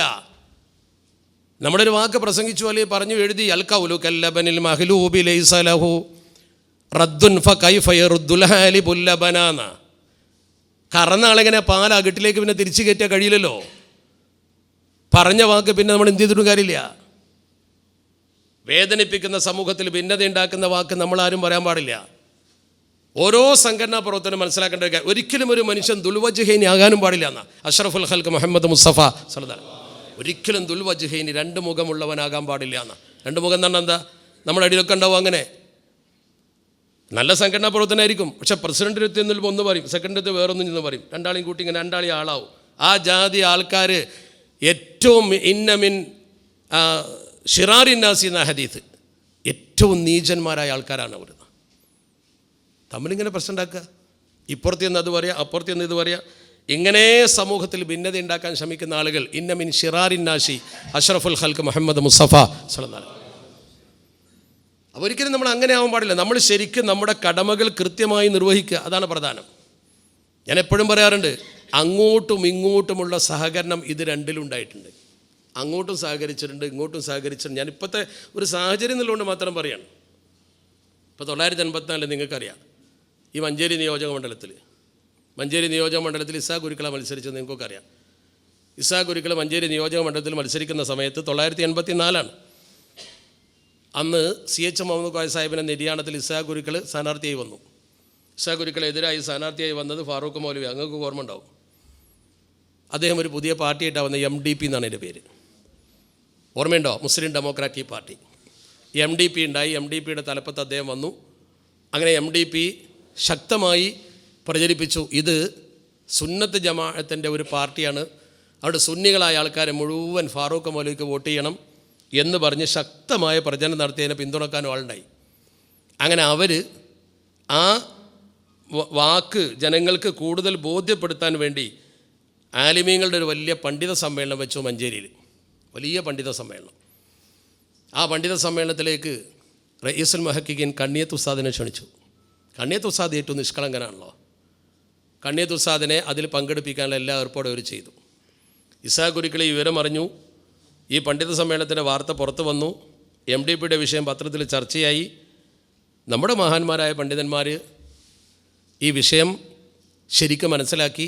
ഇസാഖ് ഗുരുക്കളുടെ നേതൃത്വത്തിൽ ഒരു ടീം, അന്നൊക്കെ പ്രശ്നങ്ങൾ പരിഹരിക്കാൻ ഏറ്റവും പ്രധാനമായി ജാമ്യയിലേക്കാണ് പോവുക. പ്രധാനപ്പെട്ട കോട്ടുമൽ ഉസ്താദിനെ ചെന്ന് കണ്ടു. കോട്ടുമൽ ഉസ്താദുമായി കൂടി ആലോചിച്ചു. ഉമറാക്കൾ കൂടി, പാണക്കാട് സയ്യിദന്മാർ കൂടി ആലോചിച്ചു. അവർ പണ്ഡിത സമ്മേളനം വെച്ചതിൻ്റെ മുന്നേ ഒരു പണ്ഡിത സമ്മേളനം നടത്താൻ മുസ്ലിം ലീഗ് തീരുമാനിച്ചു. മുസ്ലിം ലീഗ് ഒരു പണ്ഡിത സമ്മേളനം വെക്കാൻ തീരുമാനിച്ചു. അങ്ങനെ ആ പണ്ഡിത സമ്മേളനം വെക്കാൻ തീരുമാനിച്ചത് 1984 മെയ് 9-നാണ്. നമുക്ക് ശരിക്കും ഓർമ്മയുണ്ട്, മറന്നു പോകുന്ന കാര്യമൊന്നുമല്ല അത്. ഓങ്ങല്ലൂരിൽ നിന്ന് ഫാറൂഖ് മല ഇവിടെ വന്ന് ഇങ്ങനെ ഒരു പ്രശ്നം ഉണ്ടാക്കിയപ്പോൾ ബഹുമാനപ്പെട്ട കണ്ണിയത്ത് ഉസ്താദിനെ തന്നെ കൊണ്ടുവരാൻ തീരുമാനിച്ചു. അങ്ങനെ കണ്ണിയത്ത് ഉസ്താദ് നേരെ വന്നു. ഷെരീഫ് ഗുരുക്കളുടെ വീട്ടിലാണ്. മാനു മുസ്ലിയാർ വന്നു, പ്രധാനപ്പെട്ട പണ്ഡിതന്മാരൊക്കെ വന്നു. KK ഉസ്താദ് അടക്കമുള്ള ആളുകളുണ്ട്. ഷെരീഫ് ഗുരുക്കളുടെ വീട്ടിലാണ്. കണ്ണിയത്ത് ഉസ്താദ് വന്ന് റൂമിൽ വിശ്രമിക്കുകയാണ്. എല്ലാവരും പ്രതീക്ഷിക്കുന്നത് കോട്ടുമൽ ഉസ്താദിനെയാണ്. കോട്ടുമൽ ഉസ്താദ് വന്നു. കോട്ടുമൽ ഉസ്താദ് വന്ന് കാര്യങ്ങളൊക്കെ മനസ്സിലാക്കി. അങ്ങനെ കോട്ടുമൽ ഉസ്താദ് നേരെ കണ്ണിയത്ത് ഉസ്താദിനെ കണ്ടു. കണ്ണിയത്ത് ഉസ്താദ് കോട്ടുമൽ ഉസ്താദ് വന്നപ്പോൾ എഴുന്നേറ്റിരുന്നു. എന്താ വിഷയങ്ങളെന്നൊക്കെ ചോദിച്ചു. വളരെ ഭവ്യതയോടുകൂടി കണ്ണിയത്ത് ഉസ്താദിനോട് കോട്ടുമൽ ഉസ്താദ് ചോദിച്ചു, ഉസ്താദെ, അടുത്ത ആഴ്ച ഇവിടെ ഒരു പണ്ഡിത സമ്മേളനത്തിൽ അങ്ങ് പ്രസംഗിക്കാൻ നേരിട്ടുണ്ടോ എന്ന് ചോദിച്ചു. ഉണ്ട് എന്ന് പറഞ്ഞു. കോട്ടുമൽ ഉസ്താദ് പറഞ്ഞു, അത് നമുക്ക് പോകാൻ പറ്റിയ സമ്മേളനമല്ല, സമുദായത്തിൽ ഭിന്നിപ്പുണ്ടാക്കും അത് എന്ന് പറഞ്ഞു. ഉടനെ തന്നെ വേറൊന്നും വേണ്ട, വേറെ തെളിവൊന്നും വേണ്ട, കണ്ണിയത്ത് ഉസ്താദ് പറഞ്ഞു കോട്ടുമൽ ഉസ്താദ് പറഞ്ഞു എന്നുള്ളതാണ്. കണ്ണിയത്ത് ഉസ്താദ് കുഞ്ഞുമോനെ വിളിച്ചു. കുഞ്ഞുമോനോട് പറഞ്ഞു, അടുത്ത ആഴ്ച ഇവിടെ ഒരു യോഗത്തിൽ പങ്കെടുക്കാമെന്ന് പറഞ്ഞിട്ടുണ്ടോ? ഉണ്ട്. കോട്ടുമല പറഞ്ഞതാണ് പോകണ്ടെന്നാണ്, അത് ഭിന്നിപ്പുണ്ടാക്കുന്നതാണ്, അതുകൊണ്ട് അതിന് പോകണ്ട, അവരെ വിളിച്ച് പറഞ്ഞേക്ക്, ഞാൻ പോകില്ല എന്ന് പറയുന്നതാണ്. പറയാമെന്ന് പറഞ്ഞു. ഒന്നുകൂടി വിളിച്ചിട്ട് ചോദിച്ചു, അവർ വല്ല പൈസ തന്നിട്ടുണ്ടോ എന്ന് ചോദിച്ചു. ഉണ്ട് എന്ന് പറഞ്ഞു. എന്നാൽ അതാണ് തിരിച്ചു കൊടുത്തേക്ക് എന്ന് പറഞ്ഞു. അത് ദ്വാ ചെയ്യാൻ തന്നതാണ്, യോഗത്തിന് തന്നതല്ല, യോഗത്തിന് ചെല്ലുമ്പോൾ വേറെ തിരുവരിക്കുന്നതാണ്, എന്നാൽ കുഴപ്പമില്ല എന്നാണ്. കണ്ണിയത്ത് ഉസ്താദ് ഈ യോഗത്തിൽ വന്നു. ഈ യോഗത്തിൽ കൃത്യമായി പ്രസംഗിച്ചു. KK ഉസ്താദ് പ്രസംഗിച്ചു. നാട്ടിക മൂസമലി പ്രസംഗിച്ചു. ഒരു വലിയ പ്രതിസന്ധിയിൽ നിന്നും അന്ന് രാഷ്ട്രീയ പ്രസ്ഥാനത്തെ കരകയറ്റാൻ ഈ പണ്ഡിതന്മാർ മുസ്ലിം ലീഗ് വെച്ച പണ്ഡിത സമ്മേളനത്തിൽ വന്ന് പ്രസംഗിച്ചു. അതൊരു സഹായമാണ്. അതുപോലൊരു പ്രതിസന്ധിയാണ് പിന്നീട് വന്നത് 1989 എറണാകുളത്തൊരു സമ്മേളനത്തിൻ്റെ പേരിൽ ഒരു ചേരിതിരിവ് ഉണ്ടാവുകയാണ് എറണാകുളത്ത്. അവിടെ പ്രതിസന്ധിയിൽ സമസ്തയാണാവുന്നത്. നേരത്തെ ലീഗാണായത്. ആ പ്രതിസന്ധിയുടെ ഘട്ടത്തിൽ സമസ്ത മുഷാവറ ഒരു തീരുമാനമെടുത്തു. സമസ്ത കേരള ജമിയത്തിലൂടെ മുഷാവറെ തീരുമാനമെടുക്കുന്നത്. ആ മുഷാവറ എടുത്ത തീരുമാനം എന്താണെന്നറിയോ? എറണാകുളം സമ്മേളനത്തിന് പോകാൻ പാടില്ല, നടത്താനും പാടില്ല. ഈ തീരുമാനം മുഷാവറ എഴുതി പുറത്ത് വന്ന ഉടനെ സയ്യിദ് മുഹമ്മദ് അലി ശിഹാബ് തങ്ങൾ, BV അബ്ദുൽ സാഹിബ് അന്നത്തെ സെക്രട്ടറി, രണ്ടുപേരും കൂടി സ്റ്റേറ്റ്മെൻറ്റ് ഇറക്കി. ഒരാളും അതിൽ പങ്കെടുക്കേണ്ട മുസ്ലിം ലീഗിൻ്റെ ഭാഗത്തുനിന്ന്. നമ്മുടെ ആൾക്കാരെന്നെ പലരും ചോദിച്ചു, എത്ര മതസംഘടന എന്താ പോയാൽ എന്നൊക്കെ ചോദിച്ച ആൾക്കാരുണ്ടായിരുന്നു. ശിഹാബ് തങ്ങൾ ഉറച്ചു നിന്നു. ഇതാ അസം തഫ തവക്കൽ അലല്ലാ. തങ്ങളോട് പത്രക്കാർ വന്ന് ചോദിച്ചു. തങ്ങൾ പറഞ്ഞ മറുപടി, സമസ്ത ഒരു വലിയ സംഘടനയാണ്, സമസ്ത പോകണ്ട എന്ന് പറഞ്ഞ സ്ഥലത്തേക്ക് പോയാൽ സമുദായത്തിലൊരു പുതിയ ഭിന്നിപ്പുണ്ടാവും, അതുകൊണ്ട് പോകണ്ട, അത്രയേ ഉള്ളൂ. സുന്നികളായ ആളുകളെ പോവുള്ളല്ലോ, അവരോടാ പോകണ്ടെന്ന് പറഞ്ഞാൽ അല്ലാത്തവർക്ക് പ്രശ്നമില്ല, അവർ പോകില്ലല്ലോ. അവിടെ ഒരു പ്രതിസന്ധി ഘട്ടത്തിൽ ഇങ്ങോട്ടും സഹായിച്ചു. ഈ അങ്ങോട്ടുള്ള സഹായവും ഇങ്ങോട്ടുള്ള പരസ്പര സഹായവും പലപ്പോഴും നമ്മൾ കണ്ടതാണ്. ഭിന്നതകൾ ഉണ്ടായ സമയത്തൊക്കെ ചർച്ച വെച്ചത് നിങ്ങൾ കണ്ടതാണ്. വേറെ ഏതെങ്കിലും ഒരു പാർട്ടിയുമായി ഭിന്നത ഉണ്ടാകുമ്പോൾ അങ്ങനെ ചർച്ച ഇല്ലല്ലോ, നിങ്ങൾ കണ്ടിട്ടുമില്ലല്ലോ. ഏതെങ്കിലും എല്ലാവരും പാർട്ടിയിലുണ്ടെങ്കിൽ, പക്ഷേ എന്താ അതിൻ്റെ കാരണം? രണ്ട് പക്ഷത്തുമുള്ളത് ഭൂരിപക്ഷം ഒരേ ചിന്താഗതിക്കാരാണ്. ഇതാണ് വിഷയം. രണ്ട് പക്ഷത്തുമുള്ളത്, മതസംഘടനയിലും രാഷ്ട്രീയ സംഘടനയിലുമുള്ളത് ശരിക്കും ഒരേ ചിന്താഗതിക്കാരാണ് ഭൂരിപക്ഷം. എന്നാൽ അതുകൊണ്ട് ഞാൻ നേരത്തെ പറഞ്ഞത് ആവർത്തിക്കുന്നു, സമസ്ത ലീഗായിരുന്നോ ലീഗ് സമസ്തയായിരുന്നോ പറയാൻ പറ്റില്ല, രണ്ടിലും അല്ലാത്ത ആൾക്കാരുണ്ടാവും. പക്ഷെ ഭൂരിപക്ഷം ഇങ്ങനെ ആ ഒരു പരിഗണന എപ്പോഴും കൊടുത്തിട്ടുണ്ട്. സമുദായം പ്രതിസന്ധിയിലാകുമ്പോൾ ഒരു പരിഗണന പലപ്പോഴും ഉണ്ടായിട്ടുണ്ട്. അതാണ് ഇപ്പോൾ ശ്രദ്ധിക്കേണ്ടത്. ഇപ്പോൾ ഇക്കഴിഞ്ഞ ലോക്സഭാ ഇലക്ഷൻ്റെ മുമ്പ് ഇലക്ഷൻ നടന്നല്ലോ ഇവിടെ. നിങ്ങൾക്ക് ഓർമ്മയുണ്ടല്ലോ, വലിയൊരു ഭീഷണി വന്നു. പൊന്നാനിയിൽ ET മുഹമ്മദ് ബഷീർ സാഹിബ് മത്സരിക്കുന്ന സമയത്ത് പൊന്നാനിയിൽ മത്സരിച്ച ആരാ? അദ്ദേഹം സുന്നത്തിയമായതിൻ്റെ സ്ഥാനാർത്ഥി എന്നുകൊണ്ട് പ്രചരണം ഉണ്ടായി. അവിടെ ഞാൻ പറയാതെ തന്നെ നിങ്ങൾക്കറിയാലോ. അന്നാണ് സമസ്ത കേരള ജമിയത്തുൽ ഉലമ കോഴിച്ചനിൽ ഒരു യോഗം വെച്ചത്. എനിക്കതിൻ്റെ തീയതി ഓർമ്മയുണ്ട്, ഞാനാ പ്രസംഗിച്ചത് 2009 ഏപ്രിൽ 8-നാണ് ആ യോഗം, കോഴിച്ചന ഗ്രൗണ്ടിൽ. ആ യോഗത്തിൻ്റെ പേര് നയപ്രഖ്യാപന സമ്മേളനം എന്നാണ്. കൂട്ടുമല ബാബ് മുസ്ലിയാരും MT അബ്ദുൽ മുസ്ലിയാരുമാണ് അതിന് ചരട് വലിച്ചത്. ആ നയപ്രഖ്യാപന സമ്മേളനത്തിൽ കൃത്യമായി ചെറുശ്ശേരി ഉസ്താദ് പ്രസംഗിച്ചു. എന്നോട് പ്രസംഗിക്കാൻ പറഞ്ഞു. സമാപന ദുആ ജിഫ്രി തങ്ങളാണെന്ന് നടത്തിയത്. എനിക്കിപ്പോഴും ഓർമ്മയുണ്ട്. 2009 മാർച്ച് 28 ഈ യോഗം നടത്താൻ വേണ്ടി മാത്രം ഒരു മുഷാവറയായിരുന്നു. അതിന് പെർമിഷൻ എടുക്കാൻ ജീവിച്ചിരിപ്പുണ്ട് എം ടി ഉസ്താദ് ബാപ്പുസ്ലാരെ മരിച്ചിട്ടുള്ളൂ, പോയി ചോദിച്ചാൽ പറഞ്ഞുതരും. അതെന്തിനാ? സമുദായത്തിലൊരു പ്രതിസന്ധി വരാൻ പാടില്ല എന്നതുകൊണ്ട്. അപ്പോൾ ഈ ഒരു കരുതിവെപ്പ് നേതാക്കളൊക്കെ കരുതിയിട്ടുണ്ട്.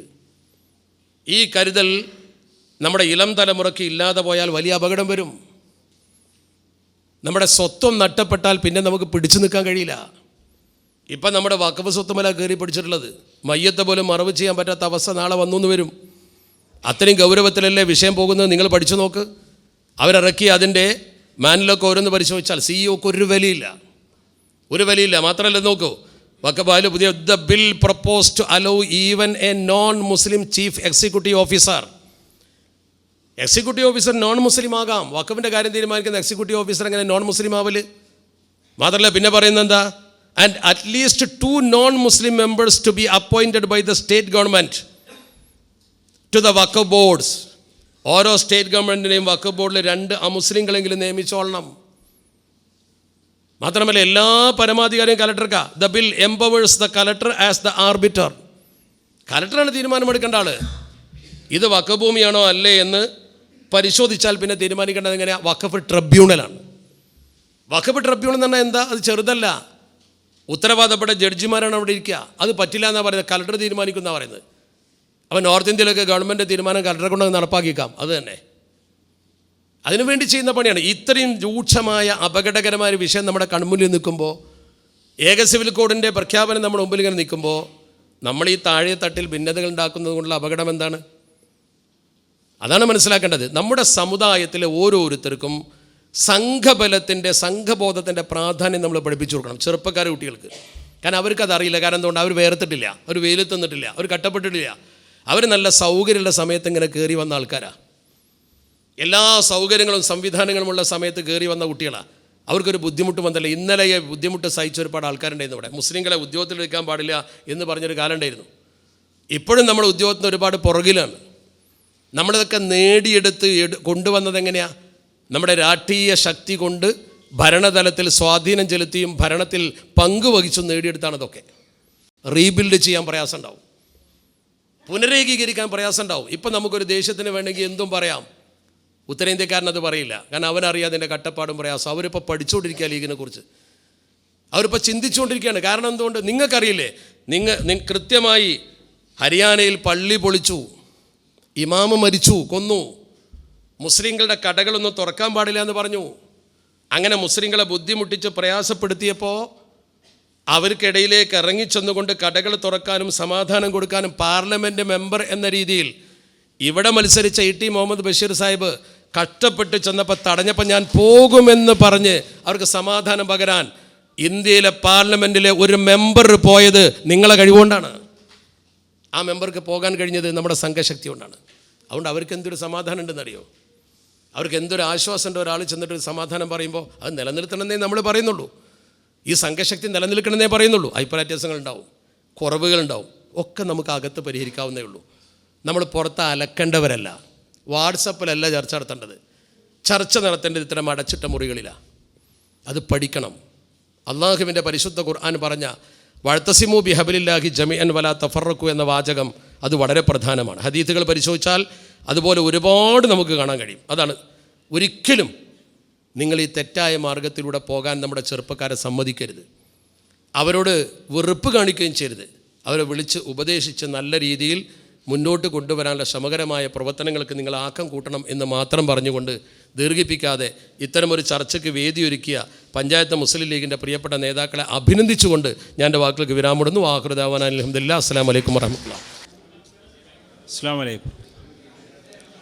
ബിസ്മില്ലാഹ് അൽഹംദുലില്ലാഹ് വസ്സലാത്തു വസ്സലാമു അലാ റസൂലിൽ കരീം വഅലാ ആലിഹി വഅസ്ഹാബിഹി അജ്മഈൻ അമ്മാ ബഅദ്. ഹലോ പ്രിയപ്പെട്ട ചീക്കോട് പഞ്ചായത്ത് മുസ്ലിം ലീഗിൻ്റെ ഭാരവാഹികൾ, പ്രസിഡന്റ് ഗഫൂറാജി, സെക്രട്ടറി ബാവൂര്, നിയോജകമണ്ഡലം മുസ്ലിം ലീഗിൻ്റെ ഖജാൻജി ഷൗക്കത്ത് ലാജി, മറ്റു ഭാരവാഹികൾ, സഹപ്രവർത്തകന്മാരെ, സുഹൃത്തുക്കളെ, ഞാനൊരു ആശംസാ പ്രസംഗം നടത്താൻ വേണ്ടി വന്നതല്ല. ചീക്കോട് പഞ്ചായത്ത് മുസ്ലിം ലീഗിൻ്റെ ഈ കൗൺസിൽ മീറ്റ് ഒന്ന് കാണാനും ഗഫൂറാജിയുടെയും ബാബുവിൻ്റെയും നേതൃത്വത്തിലുള്ള ഇതിൻ്റെ ഒരുക്കങ്ങളൊക്കെ ഒന്ന് ആസ്വദിക്കാനും വേണ്ടിയിട്ടാണ് വന്നത്. ഏതായാലും ഇതിന് ക്ഷണിച്ച സംഘാടകരെ നന്ദി രേഖപ്പെടുത്തുകയാണ്. ചീക്കോട് പഞ്ചായത്ത് മുസ്ലിം ലീഗ് കമ്മിറ്റി എന്നും ഒരു മാതൃകയാണ്. കൊണ്ടോട്ടി മണ്ഡലത്തിന് മാത്രമല്ല, മലപ്പുറം ജില്ലാ മുസ്ലിം ലീഗ് കമ്മിറ്റിക്ക് വരെ നേരത്തെ ലീഗിൻ്റെ ജില്ലാ കമ്മിറ്റി എടുത്ത പല തീരുമാനങ്ങളും തന്നെ ആദ്യം ചീക്കോട് പഞ്ചായത്ത് ലീഗ് കമ്മിറ്റി എടുത്തതിന് ശേഷമാണ് അതേ തീരുമാനം ജില്ലാ കമ്മിറ്റി എടുത്തിട്ടുള്ളത്. അത്രക്ക് വ്യവസ്ഥാപിതമായി നടക്കുന്ന ഒരു പഞ്ചായത്ത് കമ്മിറ്റി എന്നുള്ള നിലക്ക് ഈ പഞ്ചായത്ത് മുസ്ലിം ലീഗ് കമ്മിറ്റിയെ ഞാൻ അഭിനന്ദിക്കുകയാണ്. അപ്പോൾ ഇന്ന് തന്നെ രാവിലെ ചീക്കോട് നിന്ന് വിട്ട് ഇവിടെ വന്നാൽ പെട്ടെന്ന് ആർക്കും തിരിച്ചു പോകാൻ കഴിയാത്ത രൂപത്തിലുള്ള ഒരു സ്ഥലത്ത് ഇതിൻ്റെ അവസാനം വരെ എല്ലാവരും ഇരിക്കുന്ന രൂപത്തിൽ ഒരു കൗൺസിൽ മീറ്റ് സംഘടിപ്പിക്കുക എന്നുള്ളത് തന്നെ ഞാൻ ഇന്നലെ വാവൂരിനോടും ഗഫൂറാജിനോടും ചോദിക്കുകയാണ് ചെയ്തത്, ഈ ആൾക്കാരൊക്കെ പാടെ അവിടെ നിന്ന് ഇങ്ങോട്ട് വരുമോ എന്നുള്ളത്. ഇവിടെ വന്ന് ഇങ്ങനെ ഇറങ്ങിയപ്പോഴാണ് ഈ വണ്ടിയൊക്കെ പാടെ ഇവിടെ കണ്ടപ്പോൾ ഇവിടെ എന്തായാലും ആളുകൾ എത്തിയിട്ടുണ്ട് എന്ന് എനിക്ക് ബോധ്യമായത്. ഏറെ സന്തോഷമുള്ളൊരു കാര്യം എന്താ വെച്ചാൽ ഇവിടെ വന്നതിൽ ബഹുഭൂരിഭാഗവും തല നിറച്ച ആളുകളാണ് എന്നുള്ളതാണ്. മുസ്ലിം ലീഗിൻ്റെ പഴയ എല്ലാ നേതാക്കളും ഇവിടെ ഉണ്ട് എന്നുള്ളത് ഏറെ സന്തോഷമുള്ള കാര്യമാണ്. ഞാനിപ്പോൾ നേരത്തെ അബ്ദുസമദ് പൂക്കോട്ട് സാഹിബ് ഇങ്ങനെ ക്ലാസ് എടുത്തപ്പോൾ കേൾക്കുകയായിരുന്നു. 84 ഇസ്ഹാഖ് കുരിക്കൾ ഇവിടെ മത്സരിച്ച സമയത്ത് ശരിക്കും പറഞ്ഞാൽ ചീക്കോടുമായിട്ടുള്ള എൻ്റെ ഒരു ബന്ധം തുടങ്ങുന്നത് അന്നാണ്. ഞാൻ ആ തിരഞ്ഞെടുപ്പിൽ മുസ്ലിം ലീഗിൻ്റെ സംസ്ഥാന കമ്മിറ്റി മുസ്ലിം ലീഗിൻ്റെ ചാർജ് ഓരോ പഞ്ചായത്തിലും ഓരോ MLAക്ക് എന്നുള്ള നിലക്ക് സംസ്ഥാന ലീഡേഴ്സിന് കൊടുത്തിരുന്നത് അന്ന് PKK ബാബ സാഹിബിനായിരുന്നു. യൂത്ത് ലീഗിൽ രാമനാട്ടുകരയിലെ KPA അസീസിനായിരുന്നു. മുസ്ലിം വിദ്യാർത്ഥി ഫെഡറേഷനിൽ അന്ന് എനിക്ക് 20 വയസ്സാണ്. ഈ വിനീതനായിരുന്നു ചീക്കോട് പഞ്ചായത്തിന് ചാർജ് തന്നിരുന്നത്. പഞ്ചായത്ത് മുസ്ലിം ലീഗിൻ്റെ അന്നത്തെ പഞ്ചായത്ത് ബോർഡിൻ്റെ പ്രസിഡൻറ്റ് മൈമുട്ടിയാക്കൻ്റെ വീട്ടിൽ കുറേ ദിവസം ഞാൻ കിടന്നുറങ്ങിയിരുന്നു. ആ 40 കൊല്ലത്തിന് ശേഷമുള്ള എല്ലാ ചീക്കോടിൻ്റെ ഓരോ മുസ്ലിം ലീഗിൻ്റെ പ്രവർത്തനത്തിലും ഒന്നിനൊന്ന് മെച്ചമുള്ള പ്രവർത്തനമായിരുന്നു ചീക്കോട് പഞ്ചായത്തിൽ ഞാൻ കാണാൻ കഴിഞ്ഞിട്ടുള്ളത്. ചീക്കോട്ടെ പഴയ പല മുസ്ലിം ലീഗ് KCK തങ്ങൾ അടക്കമുള്ള ആളുകൾ ഇന്ന് നമ്മളെ കൂടെ ഇല്ല. അള്ളാഹു അവർക്കും മരിച്ചു എന്നാൽ നമ്മൾക്കും സ്വർഗം പ്രദാനം ചെയ്യട്ടെ, ആമീൻ എന്ന് ഞാൻ ആത്മാർത്ഥമായി പ്രാർത്ഥിക്കുകയാണ്. ഏതായാലും സംഘടനാ രംഗത്ത് അടുക്കും ചിട്ടിൽ പുതിയ മെമ്പർഷിപ്പ് അടിസ്ഥാനത്തിലുള്ള ഈ കമ്മിറ്റി വന്നതിന് ശേഷം പ്രത്യേകിച്ച് വയനാട് വെച്ചിട്ടും പല സ്ഥലങ്ങളിലും ഇതിൻ്റെ നേതാക്കന്മാർ കൂടി ആലോചിച്ച് ഇരുന്ന് ഒരുപാട് നല്ല തീരുമാനങ്ങളെടുത്ത് അത് നടപ്പിലാക്കുന്നു. അതിൻ്റെ ഫലം ഇവിടെ കണ്ടുകൊണ്ടിരിക്കുകയാണ്. ഇപ്പോൾ നമുക്കറിയാം, ഏറ്റവും അവസാനമായി നേരത്തെ പൂക്കോട്ട് സാഹിബ് പറഞ്ഞതുപോലെ നമ്മുടെ വയനാട് ഫണ്ട് വന്നപ്പോഴും ഈ ജില്ലയിൽ തന്നെ ഏറ്റവും അധികം ക്യാഷ് കളക്ട് ചെയ്ത പഞ്ചായത്തുകളിൽ ഒന്ന് കൊണ്ടോട്ടി മണ്ഡലത്തിൽ 1-ാം നമ്പറും ചീക്കോട് പഞ്ചായത്താണ് എന്നുള്ളത് തന്നെ സംഘടനാ പ്രവർത്തന രംഗത്ത് നിങ്ങളുടെ പ്രവർത്തനത്തിൻ്റെ മികവ് തന്നെയാണ്. അതോടൊപ്പം അതിന് മുമ്പ് നടന്ന നമ്മുടെ കായിക മില്ലത്ത് സെൻറ്ററിൻ്റെ പിരിവായാലും ചന്ദ്രികയുടെ കോപ്പിയുടെ കാര്യത്തിലുമൊക്കെ നല്ല പ്രവർത്തനം നടത്തുന്ന ചീക്കോട് പഞ്ചായത്ത് കമ്മിറ്റിയെ ഒരിക്കൽ കൂടി അഭിനന്ദിച്ചുകൊണ്ട് ഈ ഒരു ദിവസം മുഴുവൻ നീണ്ടു നിൽക്കുന്ന ഈ കൗൺസിൽ മീറ്റിന് ആശംസകൾ അർപ്പിച്ചുകൊണ്ട് ഞാൻ എൻ്റെ വാക്കുകൾ നിർത്തുന്നു. നിങ്ങൾക്ക് നന്ദി. ജയ് മുസ്ലിം ലീഗ്. അസ്സാം വലൈക്കും.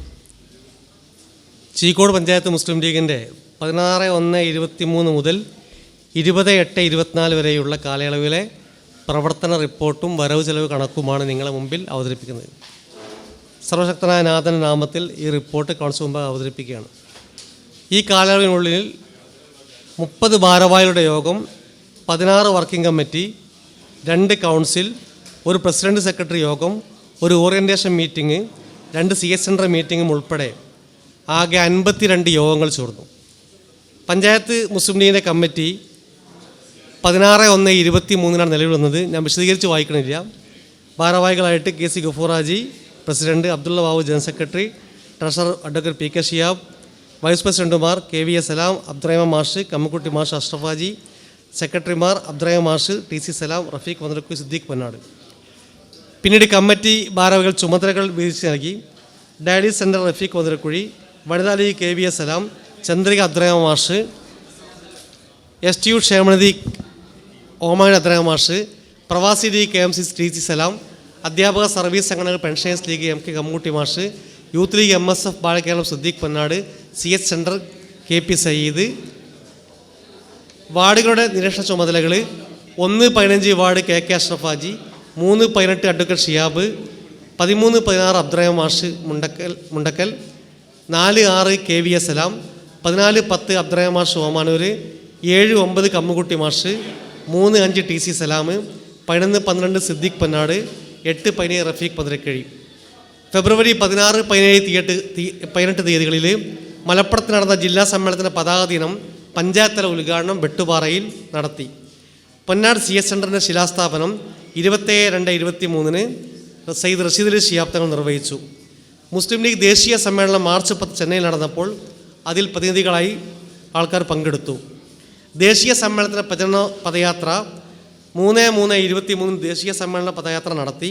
പള്ളിപ്രായ മുതൽ അടൂർപ്പുറം വരെ പദയാത്ര ഷൗക്കത്ത് അലി ഹാജി ഉദ്ഘാടനം ചെയ്തു. CK ഷാക്കിർ കുഞ്ഞുട്ടി നെടിയിരുപ്പ് പ്രസംഗിച്ചു. ആകെ 120 പേർ പങ്കെടുത്തു. അന്യായമായി വർദ്ധിപ്പിച്ച നികുതികൾ പ്രാബല്യത്തിൽ വന്ന ഏപ്രിൽ 1 ഓമാനൂരിൽ UDFൻ്റെ ആഭിമുഖ്യത്തിൽ ധർണ സംഘടിപ്പിച്ചു. TV ഇബ്രാഹിം MLA ഉദ്ഘാടനം ചെയ്തു. സമരപ്പകൽ പ്രചരണ യാത്ര. കേന്ദ്ര സംസ്ഥാന സർക്കാരുകളുടെ നികുതി കൊള്ളക്കെതിരെ ജില്ലാ ലീഗ് മലപ്പുറത്ത് നടത്തുന്ന സമരപ്പകൽ പ്രക്ഷോഭ പരിപാടിയുടെ ഭാഗമായി 6/5/23 ശനിയാഴ്ച എടവണ്ണപ്പാറ മുതൽ വാവൂർ വരെ കാൽനട ജാഥ നടത്തി. എടവണ്ണപ്പാറയിൽ ഷൗക്കത്ത് അലി ഹാജി ഉദ്ഘാടനം ചെയ്തു. KC ഗഫൂർ ഹാജിക്ക് പതാക കൈമാറി. പള്ളിപ്പടി വെട്ടുപാറ സ്വീകരണങ്ങൾക്ക് ശേഷം വാവൂരിൽ സമാപിച്ചു. 182 പേർ പങ്കെടുത്തു. പഞ്ചായത്ത് പ്രമേയം. അമിത നികുതി ഭാരം അടിച്ചേൽപ്പിക്കുന്നതിരെ പ്രമേയം പാസ്സാക്കാൻ ഗ്രാമപഞ്ചായത്തിനോട് ആവശ്യപ്പെടുകയും ആ പ്രമേയം പാസ്സാക്കുകയും ചെയ്തു. ചിന്തൻ ബൈഠക്. പഞ്ചായത്ത് മുസ്ലിം ലീഗിൻ്റെ രാഷ്ട്രീയ ശാക്തീകരണ പരിപാടിയായ PEP 2023 കാഴ്ചപ്പാട് രൂപീകരിക്കാൻ വേണ്ടി വെട്ടുപാറ റിവർ വ്യൂ ഓഡിറ്റോറിയത്തിൽ 1/5/23 ചിന്തൻ ബൈഠക് നടത്തി. TV ഉദ്ഘാടനം ചെയ്തു. ബ്രെയിൻ സ്റ്റോമിംഗ്, സംഘചർച്ച, ക്രോഡീകരണം നടന്നു. PEP 23 പ്രവർത്തനങ്ങൾ ചിന്തൻ ബൈഠക് രൂപപ്പെടുത്തി. സമരപ്പകൽ മെയ് 15, 2023. ആകെ ചെലവ് 20,51,093. ആകെ വരവിൽ വാടക ഇനത്തിൽ 3,64,160. വാടക ഇനത്തിൽ 3,64,160. ബാക്കി ഉള്ള വരവ് സംഭാവന ഇനത്തിൽ 5,87,684. അതോടൊപ്പം തന്നെ ഇതിൽ വരുന്ന ഈ വരവും കൂട്ടിയിട്ട് ആകെ വരവ് 20,34,523. ചെലവ് 20,54,093. 19,560 രൂപ കമ്മിയാണ്. ഈ റിപ്പോർട്ടിൽ പരാമർശിക്കാൻ വിട്ടുപോയതാണ് പഞ്ചായത്ത് ദളിത് ലീഗിൻ്റെ പ്രവർത്തനം. നല്ല ഒരു കമ്മിറ്റി നമുക്കുണ്ട്. AP ഉണ്ണികൃഷ്ണൻ അനുസ്മരണമടക്കം ഭംഗിയായ പരിപാടി നടത്തിയിരുന്നു. അതും കൂടി സൂചിപ്പിക്കുന്നു. ഈ റിപ്പോർട്ടും കണക്കും അവതരിപ്പിക്കുന്നു. ഈ റിപ്പോർട്ടും വരവ് ചില കണക്കുകളും എന്തെങ്കിലും അഭിപ്രായം പറയണ്ടെങ്കിൽ പറയാം, അല്ലെങ്കിൽ നമുക്ക് പാസ്സാക്കാം. തക്ബീർ, അല്ലാഹു അക്ബർ, അല്ലാഹു അക്ബർ. ചെയ്തു തീർത്ത പ്രവർത്തനങ്ങളുടെ ഒന്നൊഴിയാതെയുള്ള സമഗ്രമായിട്ടുള്ള റിപ്പോർട്ടാണ് നിങ്ങൾക്ക് മുമ്പിൽ പ്രിയപ്പെട്ട അബ്ദുള്ള ബാബൂർ അവതരിപ്പിച്ചത്. നീണ്ട ഈ ഒരു കണക്കും റിപ്പോർട്ട് അവതരണവും നടത്തിയ അബ്ദുള്ള ബാബുവിനെ അഭിനന്ദിക്കുന്നു, നന്ദി പറയുന്നു. ഇത് കേട്ട് ഈ സദസ്സിൽ ഭംഗിയാക്കിയ നിങ്ങൾക്കെല്ലാവർക്കും നന്ദി പറയുന്നു. അടുത്ത സെഷനായിട്ട് വേദി കൈമാറുന്നു. Thank you. 31/12/2022 പുതിയ കമ്മിറ്റി ഭാരവാഹികളായിട്ട് മുസ്തഫ കെ പ്രസിഡന്റ്, വൈസ് പ്രസിഡന്റുമാരായിട്ട് PS Babu, KCP Thangal, EK Ummer, general സെക്രട്ടറിയായി PT അസീസ്, ജോയിൻറ്റ് സെക്രട്ടറിയായി Ali KP, TVC Muhammad, Ali Akbar, EK അലിയാജി ട്രഷററായി നിലവിൽ വന്നു. ഈ കാലയളവിൽ ജനറൽ സെക്രട്ടറി ആയിരുന്ന PT അസീസിൻ്റെ മരണം പ്രവർത്തകരെ വളരെ പ്രയാസത്തിലാക്കി. അള്ളാഹു അദ്ദേഹത്തിന് മഗ്ഫിറത്തും റഹമത്തും നൽകി അനുഗ്രഹിക്കട്ടെ, ആമീൻ എന്ന് പ്രാർത്ഥിക്കുകയാണ്. നമ്മുടെ സംസ്ഥാന തലത്തിൽ തന്നെ ഏറ്റവും ശ്രദ്ധ നേടിയിട്ടുള്ള പൊളിറ്റിക്കൽ എംപവർമെൻറ്റ് പ്രോഗ്രാം PEP 2023യുടെ പ്രവർത്തനം പൂർത്തീകരിച്ച ശേഷമാണ് നമ്മളിങ്ങനെ ഒരു കൗൺസിൽ ചേരുന്നതും ആ കൗൺസിൽ സമ്പൂർണ്ണമായി മുസ്ലിം ലീഗിൻ്റെ പഞ്ചായത്ത് കമ്മിറ്റിയുടെ റിപ്പോർട്ട് നിങ്ങൾക്ക് മുമ്പിൽ അവതരിപ്പിക്കപ്പെട്ടിട്ടുള്ളതും. വരും കാലത്ത് എന്നും ഓർമ്മയിൽ സൂക്ഷിക്കുവാൻ കഴിയും വിധമുള്ള മുസ്ലിം ലീഗിൻ്റെ ത്രിദിന പഞ്ചായത്ത് സമ്മേളനവും മുസ്ലിം ലീഗ് ചീക്കോട് പഞ്ചായത്ത് കമ്മിറ്റി നടപ്പാക്കാൻ ഉദ്ദേശിക്കുന്നു, അല്ലെങ്കിൽ നടത്താൻ ഉദ്ദേശിക്കുന്നു. ഇതാണ് നമ്മുടെ ഒരു പദ്ധതിയുടെ ഔട്ട്ലൈൻ. പൂർണ്ണമായ രൂപം അതാത് സമയങ്ങളിൽ മുസ്ലിം ലീഗ് ചീക്കോട് പഞ്ചായത്ത് പ്രവർത്തക സമിതി കൂടി ചർച്ച ചെയ്ത് വിശദമായി അറിയിക്കുന്നതാണ്. അസ്സലാമു അലൈക്കും. പ്രിയമുള്ളവരെ, നേരത്തെ പറഞ്ഞതുപോലെ വാർഡ് തല കമ്മിറ്റി റിപ്പോർട്ട് അവതരണം കയ്യിൽ ഏൽപ്പിക്കണം. 2 വാർഡ് ഏൽപ്പിച്ചിട്ടുള്ളൂ, 1 വാർഡ് ഏൽപ്പിച്ചു. അപ്പോൾ എനിക്ക് മറ്റൊരു കാര്യം പറയാനുള്ളത് ഡയാലിസ് സെൻ്ററുമായിട്ട് ബന്ധപ്പെട്ടാണ്. കൊണ്ടോട്ടി ശിഹാബ്തങ്ങൾ ഡയാലിസ് സെൻ്ററിൻ്റെ നമ്മൾ ഏത് കലക്ഷൻ ആണെങ്കിലും അത് സമയബന്ധിതമായിട്ട് പൂർത്തിയാക്കിയിട്ട് ആ ഒരു സംവിധാനം ക്ലോസ് ചെയ്യേണ്ടതുണ്ട്. അതിന് ഒരുപാട് പ്രയാസം ഞാൻ അനുഭവിക്കുന്നുണ്ട്, കോർഡിനേറ്റർമാർ ഞങ്ങൾ, അതുപോലെ അവരും അനുഭവിക്കുന്നുണ്ട്. ചീക്കോട് പഞ്ചായത്തിൽ കഴിഞ്ഞ റംസാൻ, മാർച്ച്, ഏപ്രിൽ തുടങ്ങിയ ഒരു പരിപാടി ഈ ഒരു മാസം വരെ പൂർത്തിയാക്കാത്ത വാർഡുകളുണ്ട്. എനിക്ക് ഇനി പറയാനുള്ളത്, ചില വാർഡുകളൊക്കെ എന്താ വെച്ചാൽ പൈസ കുറച്ചുകൂടി ആവട്ടെ, ഒന്നാവട്ടെ, കഴിഞ്ഞ വർഷം ആയതാവട്ടെ എന്ന് കാത്തുക്കാണ്. ആയത് മതി, 10 ഉറുപ്പ്യെങ്കിൽ 10 ഉറുപ്പ്യ ആ സംഭവം ക്ലോസ് ചെയ്യണം. കാരണം ക്ലോസ് ചെയ്യാൻ നീട്ടി കൊണ്ടുപോകാൻ പറ്റില്ല. പഞ്ചായത്ത് കമ്മിറ്റി എത്രയോ ഡേറ്റ് എന്നതാണ്. കഴിഞ്ഞ വർഷം 19,50,000 രൂപ നമ്മൾ കൊടുത്തിട്ടുണ്ട് പള്ളി. ഈ പ്രാവശ്യം ആകെ നമ്മൾ 12 ലക്ഷത്തി ചില്ലാനെ കൊടുത്തിട്ടുള്ളൂ. ഉള്ളത് മതി, എത്ര ആയാലും അത് ഒരാഴ്ചനുള്ളിൽ തിരിച്ച് ഏൽപ്പിക്കണമെന്ന് അറിയിക്കുകയാണ്. പിന്നെ നമ്മൾ ഹൈ ഇവിടെ ഉണ്ട്, ഹയ്യിൻ്റെ ഒരു പാട്ട് നമുക്ക് കേൾക്കാം.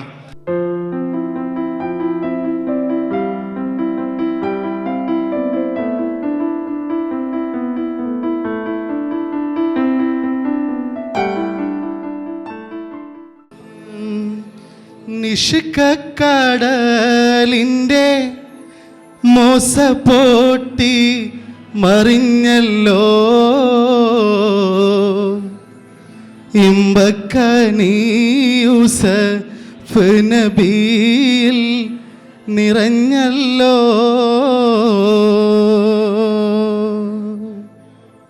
മിസ്രിലെ രാജൻ അസീസിൻ്റെ ആരംഭ സൗജത്ത് മിന്നിത്തിളങ്ങി വിളങ്ങും സീനത്തൊളി രാജാത്തി. ഇഷ്കക്കടലിൻ്റെ മോസപ്പോട്ടി മറിഞ്ഞല്ലോ, ഇമ്പക്കനീയൂസഫ് നബിയിൽ നിറഞ്ഞല്ലോ. മിസ്രിലെ രാജൻ അസീസിൻ്റെ ആരംഭ സൗജത്ത് മിന്നിത്തിളങ്ങി വിളങ്ങും സീനത്തൊളി രാജാത്തി.